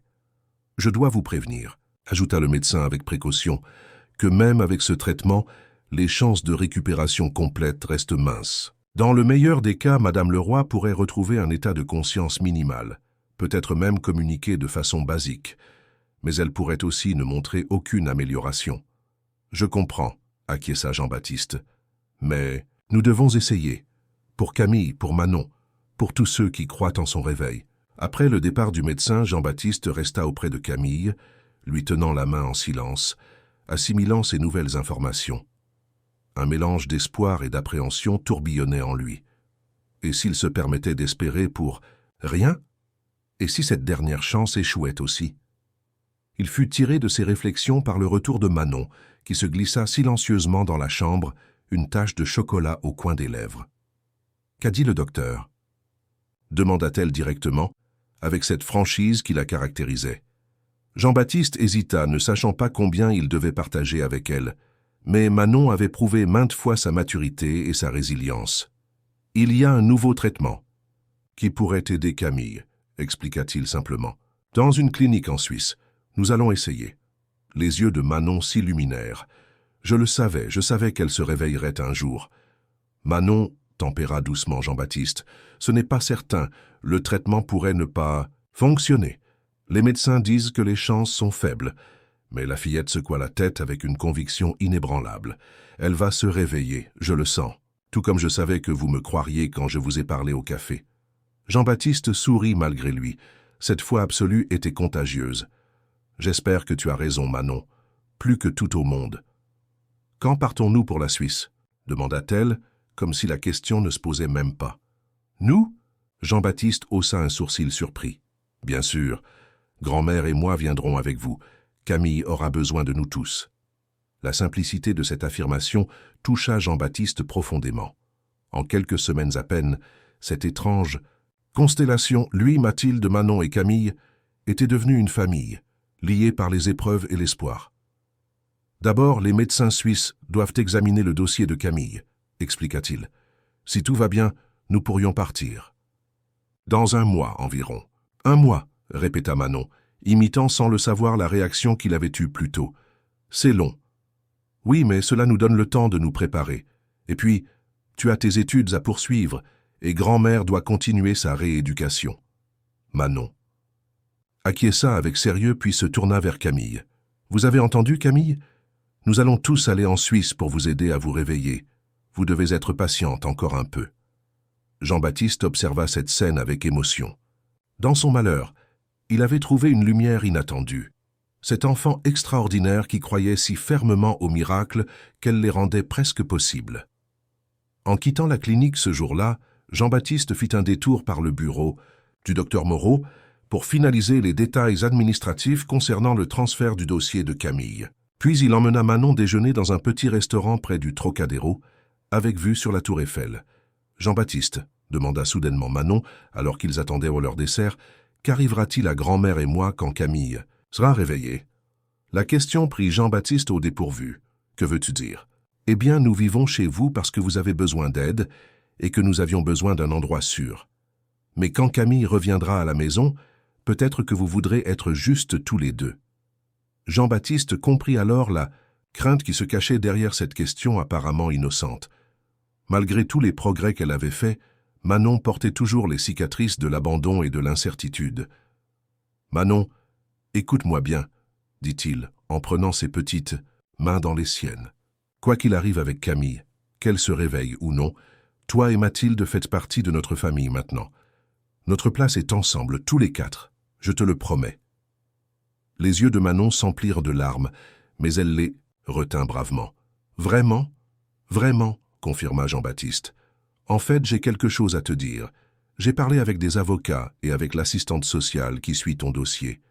Si Mathilde et toi êtes d'accord, j'aimerais entamer des démarches pour devenir officiellement ton tuteur légal. Manon le fixa, bouche bée. Vous voulez dire comme une adoption? Pas exactement une adoption, car tu as déjà une famille, Mathilde, mais un arrangement légal qui me donnerait le droit de prendre soin de toi, de t'élever, de t'offrir tout ce dont tu as besoin. Mathilde resterait bien sûr ta grand-mère et continuerait à vivre avec nous aussi longtemps qu'elle le souhaite. D'accord. Fillette resta silencieuse un long moment, assimilant cette proposition. Puis, sans prévenir, elle se leva de sa chaise et vint se jeter dans les bras de Jean-Baptiste, enfouissant son visage contre son épaule. « Oui, » murmura-t-elle, sa voix étouffée par l'émotion. « Oui, je veux que vous soyez mon tuteur. » Jean-Baptiste la serra contre lui, sentant une vague de tendresse paternelle qu'il n'avait jamais connue auparavant. Cet enfant, entré dans sa vie par le plus étrange des hasards, était devenue aussi importante pour lui que Camille. « Nous en parlerons à Mathilde ce soir, dit-il doucement. Mais je suis sûr qu'elle sera d'accord. Elle voit à quel point nous nous entendons bien, toi et moi. » Le dessert arriva. Une mousse au chocolat pour Manon, un café pour Jean-Baptiste, mais ils restèrent un moment enlacés, savourant cette nouvelle étape de leur relation. En rentrant à l'appartement, ils trouvèrent Mathilde dans le salon, feuilletant un vieux magazine de mode où figuraient certaines de ses créations de jeunesse. Son visage s'illumina en les voyant entrer. « Alors comment va notre Camille aujourd'hui » demanda-t-elle. Jean-Baptiste et Manon échangèrent un regard complice avant de lui raconter les nouvelles. Le traitement en Suisse, l'espoir d'un réveil et la proposition de tutelle légale. Mathilde écouta attentivement, ses yeux vifs passant de l'un à l'autre. Quand ils eurent terminé, elle resta silencieuse un moment, puis sourit avec une douceur que l'âge et les épreuves n'avaient pas effacée. « La vie nous réserve parfois d'étranges surprises, dit-elle enfin. Qui aurait cru qu'un drame aussi terrible nous mènerait à former cette famille improbable? Jean-Baptiste, j'accepte votre proposition concernant Manon. Je sais que vous prendrez soin d'elle comme si elle était votre propre fille. » « Elle l'est. Déjà d'une certaine façon, » répondit-il avec émotion. « Quant à la Suisse, poursuivit Mathilde, je vous accompagnerai si ma santé le permet. Camille mérite que nous soyons tous là pour l'accueillir à son réveil. »« Grand-mère, » m'intervint Manon, avec un enthousiasme soudain, « Jean-Baptiste pourrait peut-être te trouver un kiné là-bas pour que tu puisses continuer ta rééducation pendant que nous attendons le réveil de Camille. »« Excellente idée, » approuva Jean-Baptiste. « Je m'en occuperai dès que la clinique aura confirmé l'admission de Camille. » Cette soirée-là, un sentiment nouveau flottait dans l'appartement des Leroy. Non plus seulement l'espoir, mais une certitude tranquille que, quelles que soient les épreuves à venir, ils les affronteraient ensemble. Une famille née dans la douleur, mais déterminée à construire un avenir lumineux. Avant de se coucher, Jean-Baptiste s'arrêta devant la photo de Camille qui trônait sur sa table de nuit. « Nous venons te chercher, mon amour, » murmura-t-il, « tous ensemble. Et quand tu reviendras, tu trouveras une famille plus grande que celle que tu as quittée. » Pour la première fois depuis l'accident, il s'endormit sans cette boule d'angoisse qui lui serrait habituellement la poitrine. Dehors, Paris scintillait sous les étoiles, indifférente aux drames et aux joies qui se jouaient derrière ces millions de fenêtres illuminées. Mais dans cet appartement du 16e arrondissement, une renaissance silencieuse était en cours, celle d'un homme brisé, d'une fillette courageuse, d'une vieille dame digne, et peut-être bientôt d'une femme que tous croyaient perdue à jamais. La Tati. Clinique Sainte-Claire, située sur les hauteurs de Lausanne avec une vue imprenable sur le lac Léman, ressemblait davantage à un hôtel de luxe qu'à un établissement médical. Ces bâtiments en pierre claire aux toits d'ardoise s'intégraient harmonieusement dans le paysage alpin, entourés de jardins impeccablement entretenus où des patients en convalescence se promenaient, accompagnés de personnel soignant. Jean-Baptiste contemplait ce panorama depuis la terrasse de la suite qu'il avait louée dans une résidence adjacente à la clinique. 6 semaines s'étaient écoulées depuis leur arrivée en Suisse. 6 semaines pendant lesquelles Camille avait suivi un Protocole de traitement intensif, stimulation, cérébrale profonde, nouveaux médicaments expérimentaux, séances quotidiennes de physiothérapie pour prévenir l'atrophie musculaire. « 1 centime pour vos pensées », dit une voix derrière lui. Jean-Baptiste se retourna pour voir Mathilde s'avancer lentement vers lui, s'appuyant sur une canne élégante qu'il lui avait offerte peu après leur arrivée. La santé de la vieille dame s'était considérablement améliorée grâce aux soins qu'elle recevait elle aussi à la clinique. Son dos s'était redressé, son teint avait repris des couleurs et ses yeux brillaient d'une vivacité retrouvée. « Je pensais à ces 6 semaines, » répondit-il en l'aidant à s'asseoir dans un fauteuil confortable, « à tout ce qui a changé depuis notre arrivée ici, et à ce qui n'a pas changé, » compléta doucement Mathilde. Jean-Baptiste acquiesça, incapable de masquer son inquiétude. Malgré le traitement intensif, Camille n'avait montré aucun signe de réveil. Les neurologues restaient prudemment optimistes, soulignant que les scanners cérébraux indiquaient une activité légèrement accrue, mais pour Jean-Baptiste, l'attente devenait de plus en plus difficile à supporter. Le docteur Muller dit que c'est encore trop tôt pour s'inquiéter, dit-il, répétant les paroles du médecin responsable du traitement. Certains patients ne réagissent qu'après plusieurs mois. « Et vous commencez à douter », observa Mathilde, avec cette perspicacité qui la caractérisait. Jean-Baptiste soupira. « Pas douter, exactement. Mais je me demande si nous avons pris la bonne décision, si ce traitement est vraiment ce dont Camille a besoin ou si nous nous accrochons à un espoir illusoire. » « L'espoir n'est jamais illusoire, Jean-Baptiste, » affirma Mathilde en posant sa main ridée sur la sienne. « C'est ce qui nous a permis de survivre, à Manon et moi pendant toutes ces années. C'est ce qui vous a poussé à chercher la vérité sur l'accident de Camille au lieu de vous résigner. Et c'est ce qui nous a réunis, contre toute attente. » Il sourit faiblement, reconnaissant la sagesse de ses paroles. « Vous avez raison, comme toujours. Où est Manon, d'ailleurs ? » « À la clinique, bien sûr. Où voulez-vous qu'elle soit ?» Mathilde sourit avec tendresse. Cette enfant est d'une fidélité remarquable. Elle a décidé que sa présence aiderait Camille à se réveiller. Alors elle passe chaque après-midi à lui parler, à lui lire des histoires, à lui décrire ce qu'elle voit par la fenêtre. Elle parle même de la collection que nous préparons ensemble, ajouta Jean-Baptiste avec un sourire nostalgique. Car oui, malgré la distance et les circonstances, il n'avait pas abandonné la maison Leroy. Grâce à la technologie moderne, il dirigeait l'entreprise à distance, tenant des vidéoconférences quotidiennes avec son équipe à Paris. Et de façon inattendue, Manon était devenue sa collaboratrice la plus enthousiaste. Tout avait commencé quelques semaines après leur arrivée en Suisse. Un soir, alors que Jean-Baptiste travaillait sur des croquis pour la prochaine collection, Manon s'était approchée timidement, fascinée par les dessins qui prenaient de forme sous ses yeux. « C'est joli », avait-elle commenté, « mais les manches ne devraient-elles pas être plus amples pour permettre le mouvement ?» Jean-Baptiste avait été stupéfait par cette observation pertinente venant d'une enfant de 10 ans.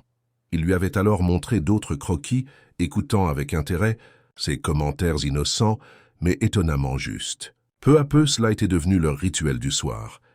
Travailler ensemble sur la collection, Jean-Baptiste expliquant les principes du design, Manon apportant un regard neuf, dépourvu des contraintes conventionnelles qui limitaient parfois la créativité des professionnels. « Cette collection sera spéciale, » dit Jean-Baptiste, revenant au présent. « Différente de tout ce que la maison Leroy a produit jusqu'à présent, plus audacieuse, plus authentique. Parce qu'elle est née, si loin des pressions parisiennes, suggéra Mathilde, et parce qu'elle porte l'influence de Manon. Exactement. Elle l'a baptisée Renaissance, un nom parfaitement approprié, vous ne trouvez pas? Mathilde hocha la tête avec approbation. Claire serait si fière d'elle, sa petite fille, collaborant avec l'un des plus grands noms de la haute couture, à l'âge de 10 ans. Jean-Baptiste sourit à cette pensée. Manon a un don, Mathilde, un véritable talent artistique. Avec la bonne éducation, elle pourrait devenir une créatrice exceptionnelle. Si c'est ce qu'elle choisit, tempéra doucement Mathilde. N'oubliez pas qu'elle est encore une enfant, avec toute la vie devant elle pour découvrir sa voie. Bien. Sûr ? Acquiesça Jean-Baptiste. Je ne veux rien lui imposer. Je veux simplement lui offrir toutes les opportunités que la vie a pu lui refuser jusqu'à présent. Leur conversation fut interrompue par la sonnerie du téléphone de Jean-Baptiste. C'était la clinique. Son cœur fit un bond dans sa poitrine. Il n'appelait jamais en dehors des rendez-vous programmés, sauf en cas d'urgence. « Monsieur Leroy ?» La voix du docteur Muller était calme, professionnelle. « Pourriez-vous venir à la clinique dès que possible? Il y a eu un développement concernant votre épouse. »« Un développement ?» répéta Jean-Baptiste, le souffle court. « Elle... Hurt, je préfère ne pas en discuter au téléphone, mais venez rapidement, et seul, s'il vous plaît. Du moins dans un premier temps. » Jean-Baptiste raccrocha, le visage pâle. « Je dois y aller, dit-il à Mathilde. Quelque chose s'est passé avec Camille. Muller n'a pas voulu me dire quoi. » Mathilde se redressa, soudain alerte. « Allez-y. Je resterai ici au cas où Manon reviendrait. » Mais elle est à la clinique. Justement, si quelque chose a changé dans l'état de Camille, il vaut mieux que vous parliez d'abord avec les médecins sans Manon. Cet enfant s'est tellement investi émotionnellement.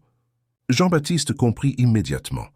Si les nouvelles étaient mauvaises, il valait mieux qu'il les entende d'abord, pour pouvoir ensuite les présenter à Manon de la manière la plus douce possible. Vous avez raison. Je vous appellerai dès que j'en saurai plus.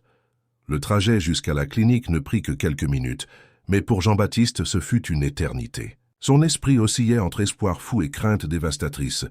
Et si Camille s'était réveillée? Et si, au contraire, son état s'était détérioré au point que les médecins envisagèrent d'arrêter le traitement?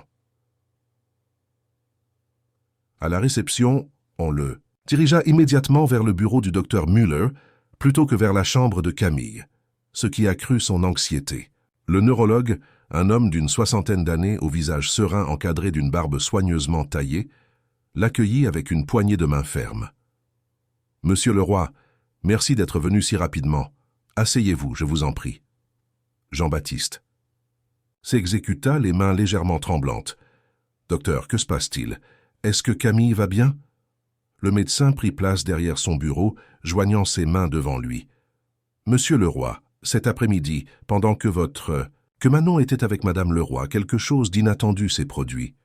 Manon lui lisait un livre, je crois, lorsqu'une infirmière est entrée pour les relevés habituels. » Jean-Baptiste se pencha en avant, suspendu aux lèvres du médecin. L'infirmière a salué Manon par son prénom, et à ce moment précis, les moniteurs ont enregistré un pic d'activité cérébrale chez votre épouse. Intriguée, l'infirmière a répété le prénom, et le même phénomène s'est reproduit. « Que voulez-vous dire » demanda Jean-Baptiste, le cœur battant à tout rompre. « Je veux dire que votre épouse semble réagir au prénom Manon. Pas de façon consciente, elle ne s'est pas réveillée. Mais quelque part dans les profondeurs de son cerveau, ce nom déclenche une réponse. » Jean-Baptiste resta stupéfait. « Mais c'est impossible.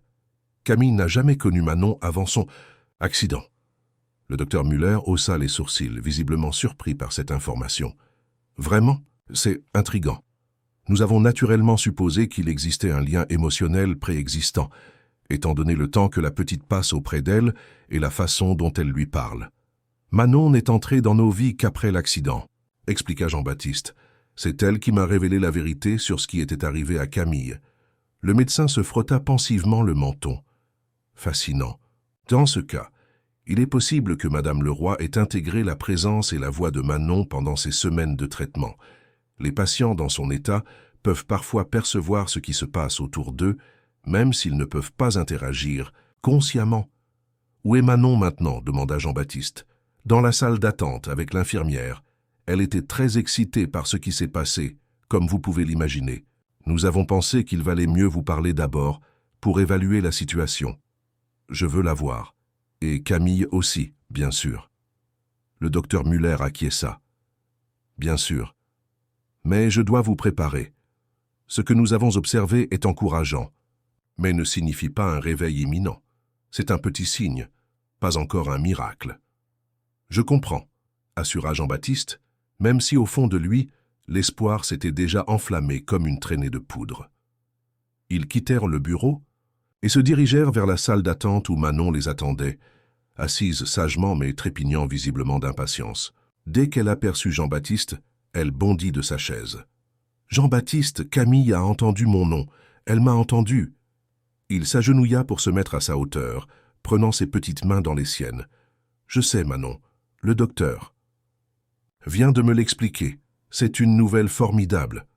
Ça veut dire qu'elle va se réveiller, n'est-ce pas? Les yeux de Manon brillaient d'un espoir si pur qu'il lui serra le cœur. Ça veut dire que le traitement fonctionne, répondit-il prudemment, suivant le conseil implicite du médecin. Que Camille est toujours là, quelque part, et qu'elle nous entend peut-être. Mais nous devons rester patients. Manon hocha la tête, son expression sérieuse contrastant avec l'excitation qui l'animait. Je comprends. C'est comme dans le conte de la Belle au bois dormant. Elle n'est pas encore prête à se réveiller, mais nous savons maintenant qu'elle le peut. Jean-Baptiste sourit à cette comparaison enfantine, mais étonnamment pertinente. Exactement. Et maintenant, allons la voir ensemble, d'accord? Main dans la main, ils suivirent le docteur Muller jusqu'à la chambre de Camille. L'espace, baigné par la lumière dorée du soleil couchant filtrant à travers les grandes fenêtres, était calme et apaisant. Camille reposait dans son lit, aussi immobile qu'à l'accoutumée, mais les moniteurs à côté d'elle témoignaient d'une activité cérébrale légèrement plus intense que d'habitude. « Je vais vous laisser un moment », dit doucement le médecin. « L'infirmière restera à proximité si vous avez besoin de quoi que ce soit. » Après son départ, Jean-Baptiste s'approcha du lit et prit délicatement la main de Camille, comme il le faisait chaque jour depuis l'accident. Mais cette fois, quelque chose était différent. Une énergie nouvelle emplissait la pièce, un sentiment que tout était possible. « Camille, c'est moi, Jean-Baptiste, dit-il, sa voix légèrement tremblante d'émotion. « Et Manon est avec moi. Nous avons appris que tu réagissais à son nom. C'est merveilleux, mon amour. C'est le signe que nous attendions tous. » Manon s'approcha de l'autre côté du lit. « Bonjour, Camille, » dit-elle de sa voix claire. « C'est Manon. Je suis vraiment contente que vous m'entendiez.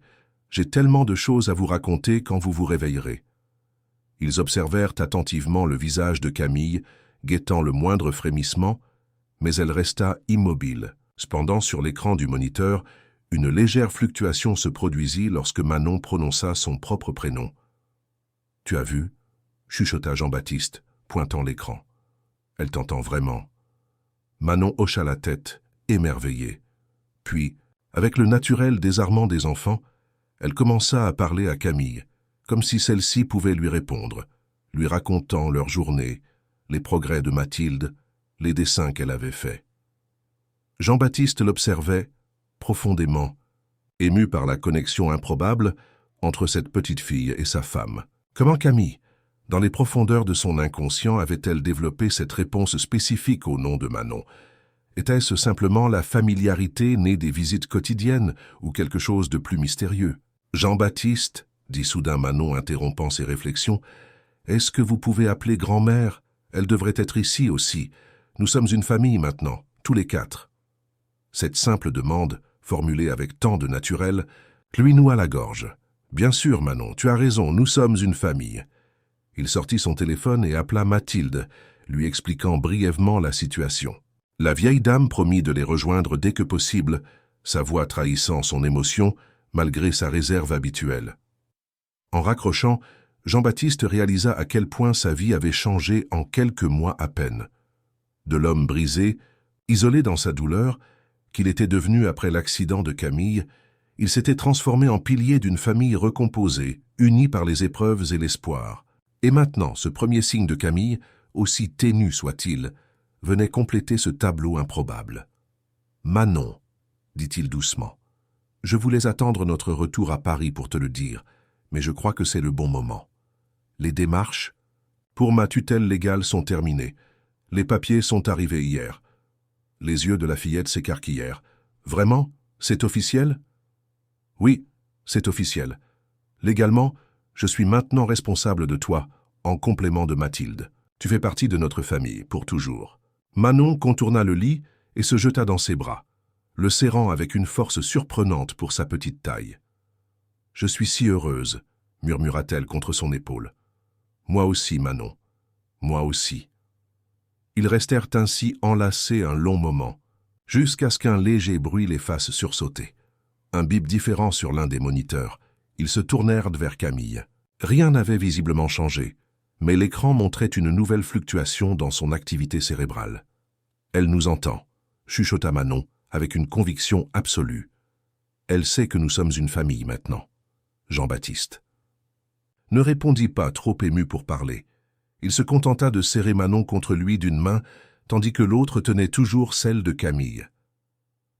C'est ainsi que Mathilde les trouva lorsqu'elle arriva quelques minutes plus tard, tous deux au chevet de Camille, formant un tableau qui résumait parfaitement leur parcours extraordinaire.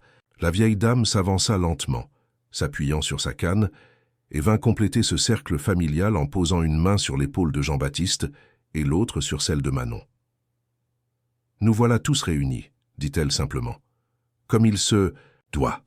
Ce soir-là, ils restèrent plus longtemps que d'habitude auprès de Camille. Le docteur Muller, revenu pour vérifier les constantes de sa patiente, fut si touché par cette scène qu'il autorisa exceptionnellement leur présence au-delà des heures de visite réglementaires. Lorsqu'ils regagnèrent finalement leur résidence, sous un ciel étoilé qui se reflétait dans les eaux calmes du lac Léman, une atmosphère différente les enveloppait. L'espoir, qui n'avait été qu'une flamme vacillante, brillait désormais comme un phare dans la nuit. Jean-Baptiste dit, Manon, alors qu'ils s'apprêtaient à se séparer pour la nuit, « Vous croyez que Camille pourra rentrer à Paris avec nous un jour ?» Il se pencha pour être à sa hauteur, plongeant son regard dans ses yeux qui avaient vu tant de choses pour leur âge. « Je le crois, Manon. Peut-être pas demain, peut-être pas le mois prochain. Mais un jour, oui, nous rentrerons tous ensemble. » Avec les robes de la collection Renaissance, ajouta-t-elle avec un sourire, pour célébrer notre nouvelle vie. Avec les robes de la collection Renaissance, confirma-t-il, touché par cette image. Ce sera un nouveau départ pour nous tous. Cette nuit-là, pour la première fois depuis longtemps, Jean-Baptiste s'endormit avec un sentiment de plénitude. Dehors, le lac miroitait sous la lune, témoin silencieux de cette renaissance qui s'opérait lentement mais sûrement sur ses rives paisibles. Une renaissance qui avait commencé avec le courage d'une petite fille affamée et qui se poursuivait maintenant dans le battement infime mais réel d'un cœur qu'ils croyaient tous perdus à jamais. Paris resplendissait sous le soleil printanier, les arbres des Champs-Élysées parés de leurs premières feuilles, d'un vert tendre. L'avenue Montaigne, artère élégante de la haute couture parisienne, vibrait d'une animation particulière en ce jour spécial. Des voitures de luxe déposaient des invités triés sur le volet devant le siège historique de la Maison Leroy, tandis que des photographes se bousculaient derrière les barrières pour immortaliser l'arrivée des célébrités et des figures influentes du monde de la mode. À l'intérieur du bâtiment, l'effervescence atteignait son paroxysme. Dans les coulisses du défilé le plus attendu de la saison, Jean-Baptiste Leroy surveillait les derniers préparatifs avec un mélange d'excitation et d'appréhension. La collection Renaissance, fruit de 6 mois de travail intensif entre Paris et Lausanne, allait enfin être dévoilée au monde. « Tout est prêt », annonça Sophie Lambert, son assistante dévouée qui avait géré la maison pendant son absence prolongée. « Les mannequins sont en train de s'habiller. Le placement des invités est conforme à vos instructions et l'éclairage a été vérifié une dernière fois. » Jean-Baptiste acquiesça, reconnaissant. « Merci, Sophie. Je ne sais pas comment j'aurais fait sans vous ces derniers mois. »« C'est un honneur de participer à ce moment, » répondit-elle avec sincérité. « Cette collection est différente, plus personnelle. On sent qu'elle raconte une histoire. »« C'est exactement ce qu'elle fait, » confirma Jean-Baptiste avec un sourire énigmatique. « L'histoire d'une renaissance, de plusieurs renaissances, en fait. » Il consulta sa montre. « Je dois aller voir si tout va bien à l'appartement. Prévenez-moi s'il y a le moindre problème. » Sophie hocha la tête, comprenant l'importance de ce moment pour son patron. « Bien sûr, mais ne vous inquiétez pas, tout sera parfait. » Jean-Baptiste quitta discrètement le bâtiment par une porte dérobée, évitant la nuée de journalistes. Son chauffeur, Laurent, l'attendait au volant d'une berline aux vitres teintées. « À l'appartement, Laurent. Et vite, s'il vous plaît. » Le trajet à travers Paris fut rapide, Laurent naviguant habilement dans la circulation du samedi après-midi. En moins de 20 minutes, ils arrivèrent devant l'hôtel particulier où se trouvait l'appartement des Leroy. Jean-Baptiste gravit les marches 4 à 4, impatient. Lorsqu'il ouvrit la porte, il fut accueilli par Mathilde, élégante dans un tailleur bleu nuit conçu spécialement pour elle par les ateliers de la Maison Leroy. « Comment ?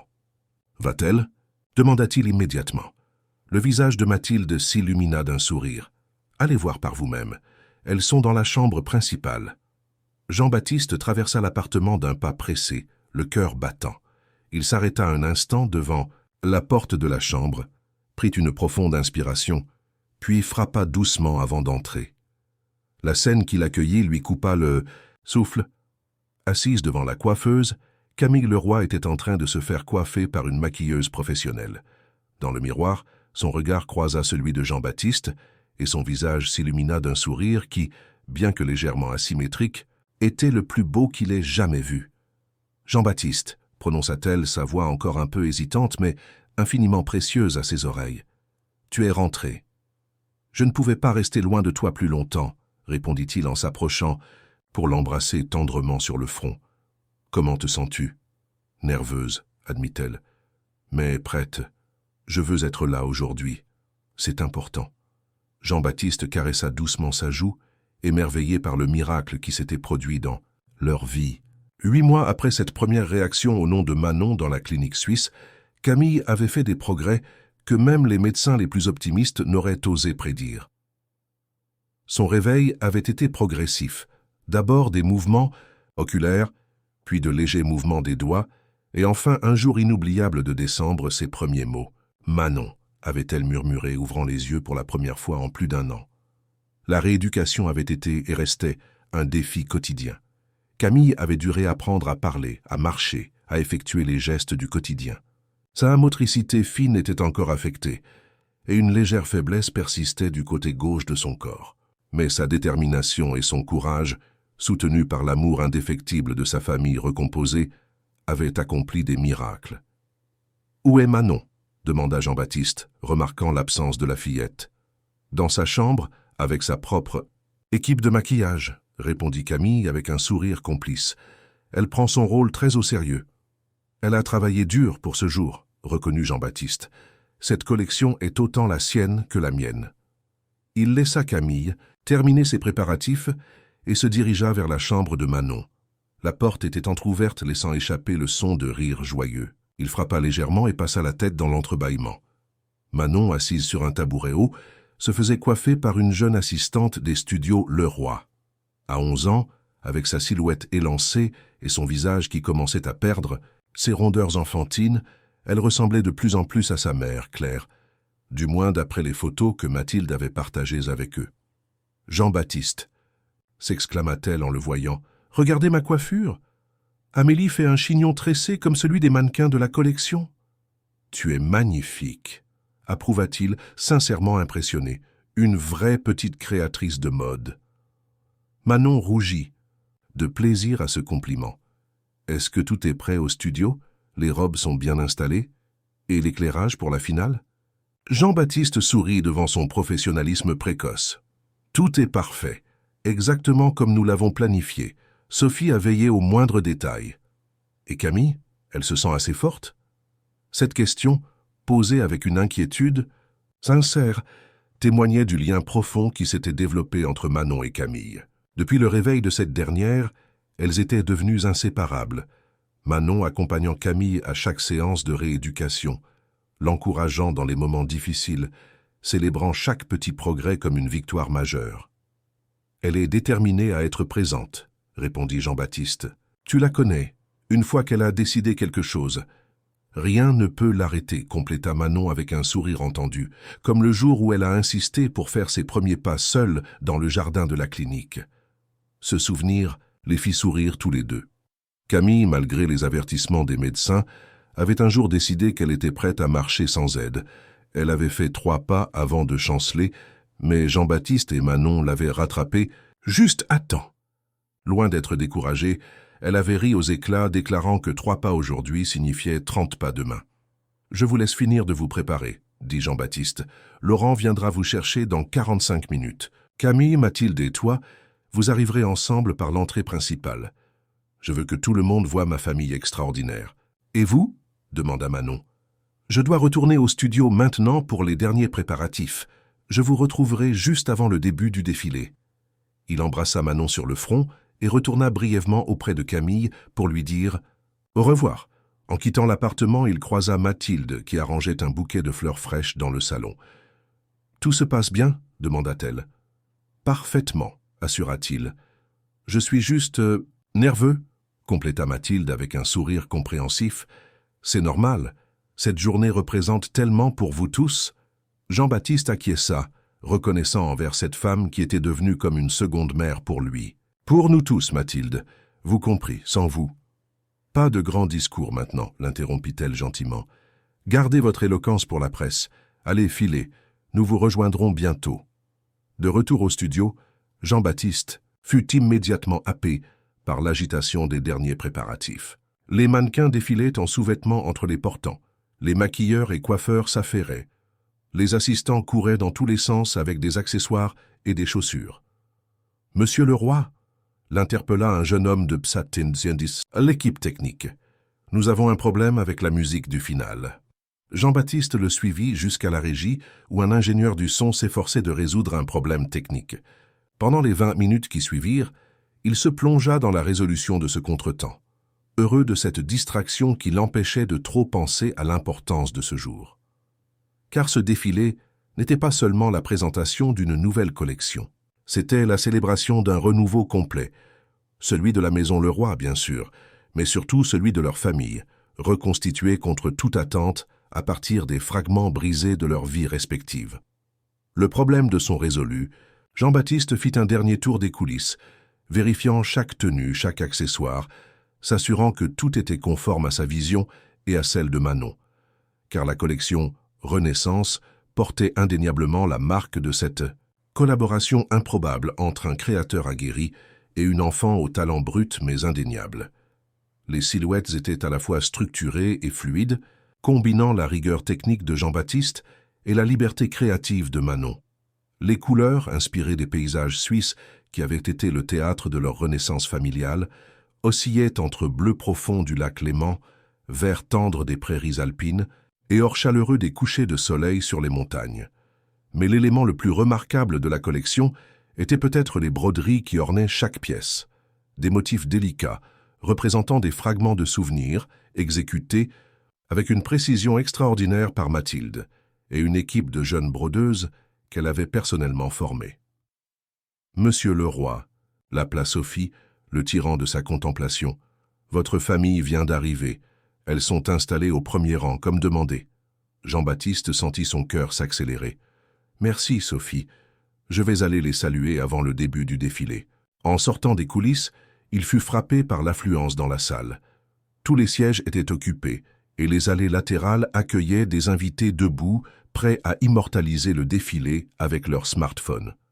Il repéra immédiatement sa famille au premier rang. Camille, resplendissante dans une robe bleu nuit qui dissimulait habilement sa légère asymétrie posturale. Manon, élégante et excitée dans un ensemble tailleur miniature spécialement créé pour elle. Et Mathilde, digne et fière, surveillant les deux autres avec une tendresse maternelle. Jean-Baptiste s'approcha d'elle, ignorant délibérément les journalistes qui tentaient d'attirer son attention. Ce moment leur appartenait, à eux quatre. « Vous êtes magnifique », dit-il simplement en arrivant à leur hauteur. Camille lui prit la main, la serrant avec toute la force qu'elle avait retrouvée. « Nous sommes si fiers de toi. De vous deux, ajouta-t-elle en incluant Manon d'un regard aimant. « J'ai peur, admit Manon à voix basse. Et si les gens n'aiment pas nos créations ? Ils les aimeront, affirma Mathilde avec conviction. Mais même si ce n'était pas le cas, cela n'aurait aucune importance. Ce qui compte, c'est ce que cette collection représente pour nous. Jean-Baptiste hocha la tête, touché par la sagesse de ses paroles. Exactement. Cette collection raconte notre histoire, celle d'une famille brisée qui s'est reconstruite, plus forte et plus belle qu'avant. Les lumières commencèrent à baisser, signalant le début imminent du défilé. Jean-Baptiste embrassa tendrement Camille, puis serra brièvement Manon et Mathilde dans ses bras avant de rejoindre sa place, légèrement en retrait, d'où il pourrait observer les réactions du public. Une musique douce s'éleva et le premier mannequin fit son entrée sur le podium. Un murmure d'admiration parcourut l'assistance à la vue de cette première création. Une robe fluide, au dégradé de bleu, ornée de broderies représentant des ondulations d'eau, un hommage au lac Léman qui avait été témoin du début de leur renaissance. Tandis que les mannequins se succédaient, présentant des créations de plus en plus élaborées, Jean-Baptiste observait les visages du public. L'émerveillement, la surprise, parfois même l'émotion, s'y lisait clairement. Cette collection touchait les spectateurs d'une manière différente, plus profonde que les précédentes. Son regard revenait sans cesse vers sa famille, Camille, dont les yeux brillaient de fierté et d'amour, Manon qui se penchait parfois vers elle pour chuchoter un commentaire, probablement technique, sur telle ou telle pièce, Mathilde, dont le sourire serein trahissait la satisfaction de voir ce qu'ils avaient tous accompli ensemble. Le défilé atteignit son point culminant avec la présentation de la pièce maîtresse de la collection, une robe de soirée spectaculaire, aux couleurs de l'aube, rose pâle, lavande, or tendre, entièrement recouverte de broderies représentant un lever de soleil sur les montagnes. C'était la visualisation parfaite du thème de la Renaissance, de ce moment où la nuit cède la place au jour, où l'obscurité est vaincue par la lumière. Lorsque le dernier mannequin quitta le podium, un silence respectueux régna un instant, puis les applaudissements éclatèrent, d'abord hésitants, puis de plus en plus nourris, jusqu'à devenir une véritable ovation debout. Jean-Baptiste s'avança pour le salut final, comme le voulait la tradition. Mais au lieu de rester seul sur le podium, il fit un geste vers sa famille, les invitant à le rejoindre. Manon bondit immédiatement de son siège, rayonnante. Mathilde se leva plus lentement, avec la dignité de son âge. Camille, quant à elle, hésita un instant, non par timidité mais par appréhension. Sa démarche était encore légèrement instable, et monter sur le podium devant tous ses regards représentait un défi considérable. Mais Jean-Baptiste lui tendit la main, et elle la saisit avec détermination. Avec l'aide discrète de Mathilde, elle gravit les quelques marches et rejoignit son mari sous les projecteurs. Les applaudissements redoublèrent d'intensité, non pas par pitié pour cette femme visiblement convalescente, mais par admiration devant le courage et la dignité qu'elle irradiait. Jean-Baptiste prit le micro qu'un assistant lui tendait. « Merci à tous d'être venus partager ce moment avec nous, » dit-il, sa voix légèrement tremblante d'émotion. La collection Renaissance est bien plus qu'une simple ligne de vêtements.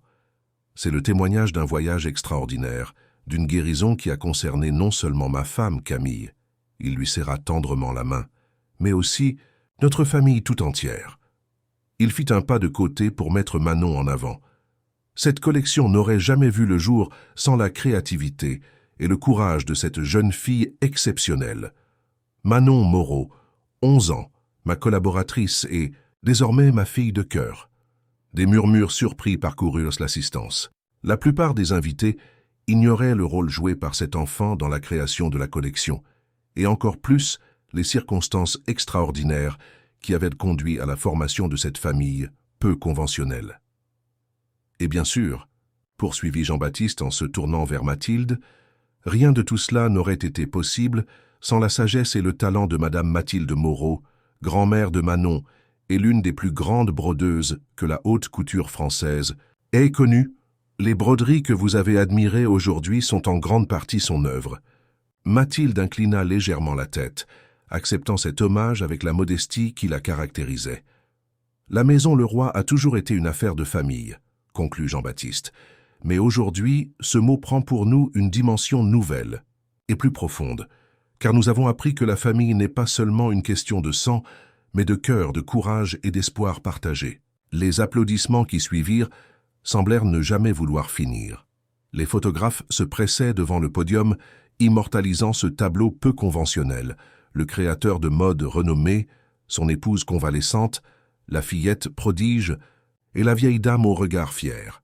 Plus tard, cette image ferait la une de tous les magazines de mode, accompagnée de titres évocateurs. Renaissance, la maison Leroy réinventée par une famille pas comme les autres. La haute couture à l'école de la résilience, ou encore Jean-Baptiste Leroy. Comment une enfant de 10 ans a sauvé sa collection et sa famille. Mais pour l'instant, les 4 protagonistes de cette histoire extraordinaire savouraient simplement ce moment de triomphe partagé, insensibles au tumulte médiatique qui les entourait. En quittant le podium, Jean-Baptiste serra Camille contre lui, submergé par une vague d'émotion en repensant au chemin parcouru. Il y a 1 an et demi, il était un homme brisé, se noyant dans sa douleur au Café des Artistes. Aujourd'hui, il était à nouveau complet, différent certes, mais plus fort, plus riche d'expérience et d'amour. La réception qui suivit le défilé fut un tourbillon de félicitations, d'interviews et de discussions animées autour des créations présentées. Jean-Baptiste veilla à ce que Camille puisse se reposer régulièrement, installée dans un fauteuil confortable d'où elle pouvait observer les festivités sans se fatiguer excessivement. Manon, quant à elle, était devenue la star inattendue de l'événement. Journalistes et acheteurs se pressaient autour d'elle, fascinés par cet enfant prodige qui parlait de mode avec une assurance et une connaissance surprenantes pour son âge. « N'est-elle pas extraordinaire ?» dit Camille à Jean-Baptiste, qui venait de la rejoindre après une énième interview. « Au-delà de toute espérance », confirma-t-il en observant Manon expliquer avec passion les inspirations derrière certaines pièces à une journaliste de Vogue. Qui aurait cru qu'une rencontre fortuite au Café des Artistes nous mènerait ici? Camille prit sa main, la serrant avec tendresse. « Je ne me souviens pas de l'accident, ni des premiers mois après mon réveil, dit-elle doucement. Mais je me rappelle avoir entendu sa voix, dans le brouillard de mon inconscience. Cette petite voix claire qui me parlait jour après jour, qui me racontait des histoires, qui me décrivait des robes magnifiques. « Elle t'a ramené à nous, murmura Jean-Baptiste, ému. Tout comme elle m'a ramené à la vie quand je me perdais dans ma douleur. Elle nous a tous sauvés à sa façon, acquiesça Camille. Et maintenant, c'est à notre tour de la protéger, de lui offrir la vie qu'elle mérite. » Jean-Baptiste suivit son regard, observant Manon qui discutait désormais avec Mathilde et un groupe de brodeuses traditionnelles venues spécialement pour l'événement. La fillette timide et affamée du Café des Artistes s'était métamorphosée en une jeune fille confiante et rayonnante, entourée d'amour et de possibilités infinies. « Tu sais ce qu'elle m'a dit hier soir ?» demanda-t-il à Camille. « Que quand elle sera grande, elle veut créer sa propre maison de couture, mais pas n'importe laquelle, une qui emploierait des femmes en difficulté, des mères célibataires, des réfugiés, pour leur apprendre le métier et leur offrir une chance de reconstruire leur vie. » Camille sourit, les yeux brillants de fierté. Cela lui ressemble tellement, toujours à penser aux autres, malgré tout ce qu'elle a traversé. « J'ai promis de l'aider, » avoua Jean-Baptiste. « Pas maintenant, bien sûr. Elle doit d'abord terminer ses études, explorer d'autres aspects de la vie. Mais un jour, si c'est toujours son rêve, nous l'aiderons tous, » affirma Camille. « C'est ce que fait une famille, n'est-ce pas? Soutenir les rêves de chacun, aussi fous soient-ils. » La soirée s'étirait, mais personne ne semblait vouloir partir. La collection Renaissance avait touché quelque chose de profond chez les invités. Peut-être parce qu'elle racontait une histoire authentique de perte et de rédemption, de douleur transformée en beauté. Vers minuit, cependant, Jean-Baptiste remarqua que Camille commençait à montrer des signes de fatigue. Sa rééducation progressait admirablement, mais elle avait encore besoin de ménager ses forces. « Il est temps de rentrer », lui chuchota-t-il à l'oreille. Elle acquiesça sans protester, signe qu'elle était effectivement épuisée. Jean-Baptiste fit signe à Laurent, qui attendait patiemment dans un coin de la salle, puis alla chercher Manon et Mathilde. « Mesdames, » annonça-t-il en arrivant à leur hauteur, « notre carrosse nous attend. » Manon étouffa un bâillement, l'excitation de la journée commençant à céder la place à la fatigue. « Est-ce que le défilé a été un succès ?» demanda-t-elle, soudain inquiète. « Un triomphe, » assura Jean-Baptiste. « Les acheteurs se battent déjà pour obtenir des exclusivités, et les critiques sont dithyrambiques. »« Dit-il quoi ?» demanda Manon, fronçant les sourcils devant ce mot inconnu. « Très enthousiaste, » traduisit Mathilde avec un sourire. « Cela signifie qu'ils adorent notre travail. »« Notre travail, » répéta Manon, savourant ces mots. « J'aime comment ça sonne. » Ils prirent congé discrètement, laissant Sophie gérer les derniers invités. Dans la voiture qui les ramenait vers leur appartement, un silence confortable s'installa. Camille, épuisée mais radieuse, reposa sa tête sur l'épaule de Jean-Baptiste. Manon s'assoupit contre Mathilde, qui caressait doucement ses cheveux avec une tendresse grand-maternelle. En observant ces trois femmes extraordinaires qui partageaient désormais sa vie, Jean-Baptiste fut envahi par une gratitude si intense qu'elle lui serra la gorge. Comment exprimer ce qu'il ressentait? Comment mettre des mots sur ce miracle quotidien qu'était devenu leur existence? « À quoi penses-tu » murmura Camille, percevant son émotion. « À nous » répondit-il simplement. « À notre histoire, à la chance inouïe que nous avons eue. » « Ce n'était pas juste de la chance, corrigea doucement Camille. C'était du courage. Celui de Manon qui a osé t'approcher ce jour-là au café. Le tien qui a choisi d'écouter une enfant inconnue plutôt que de l'ignorer.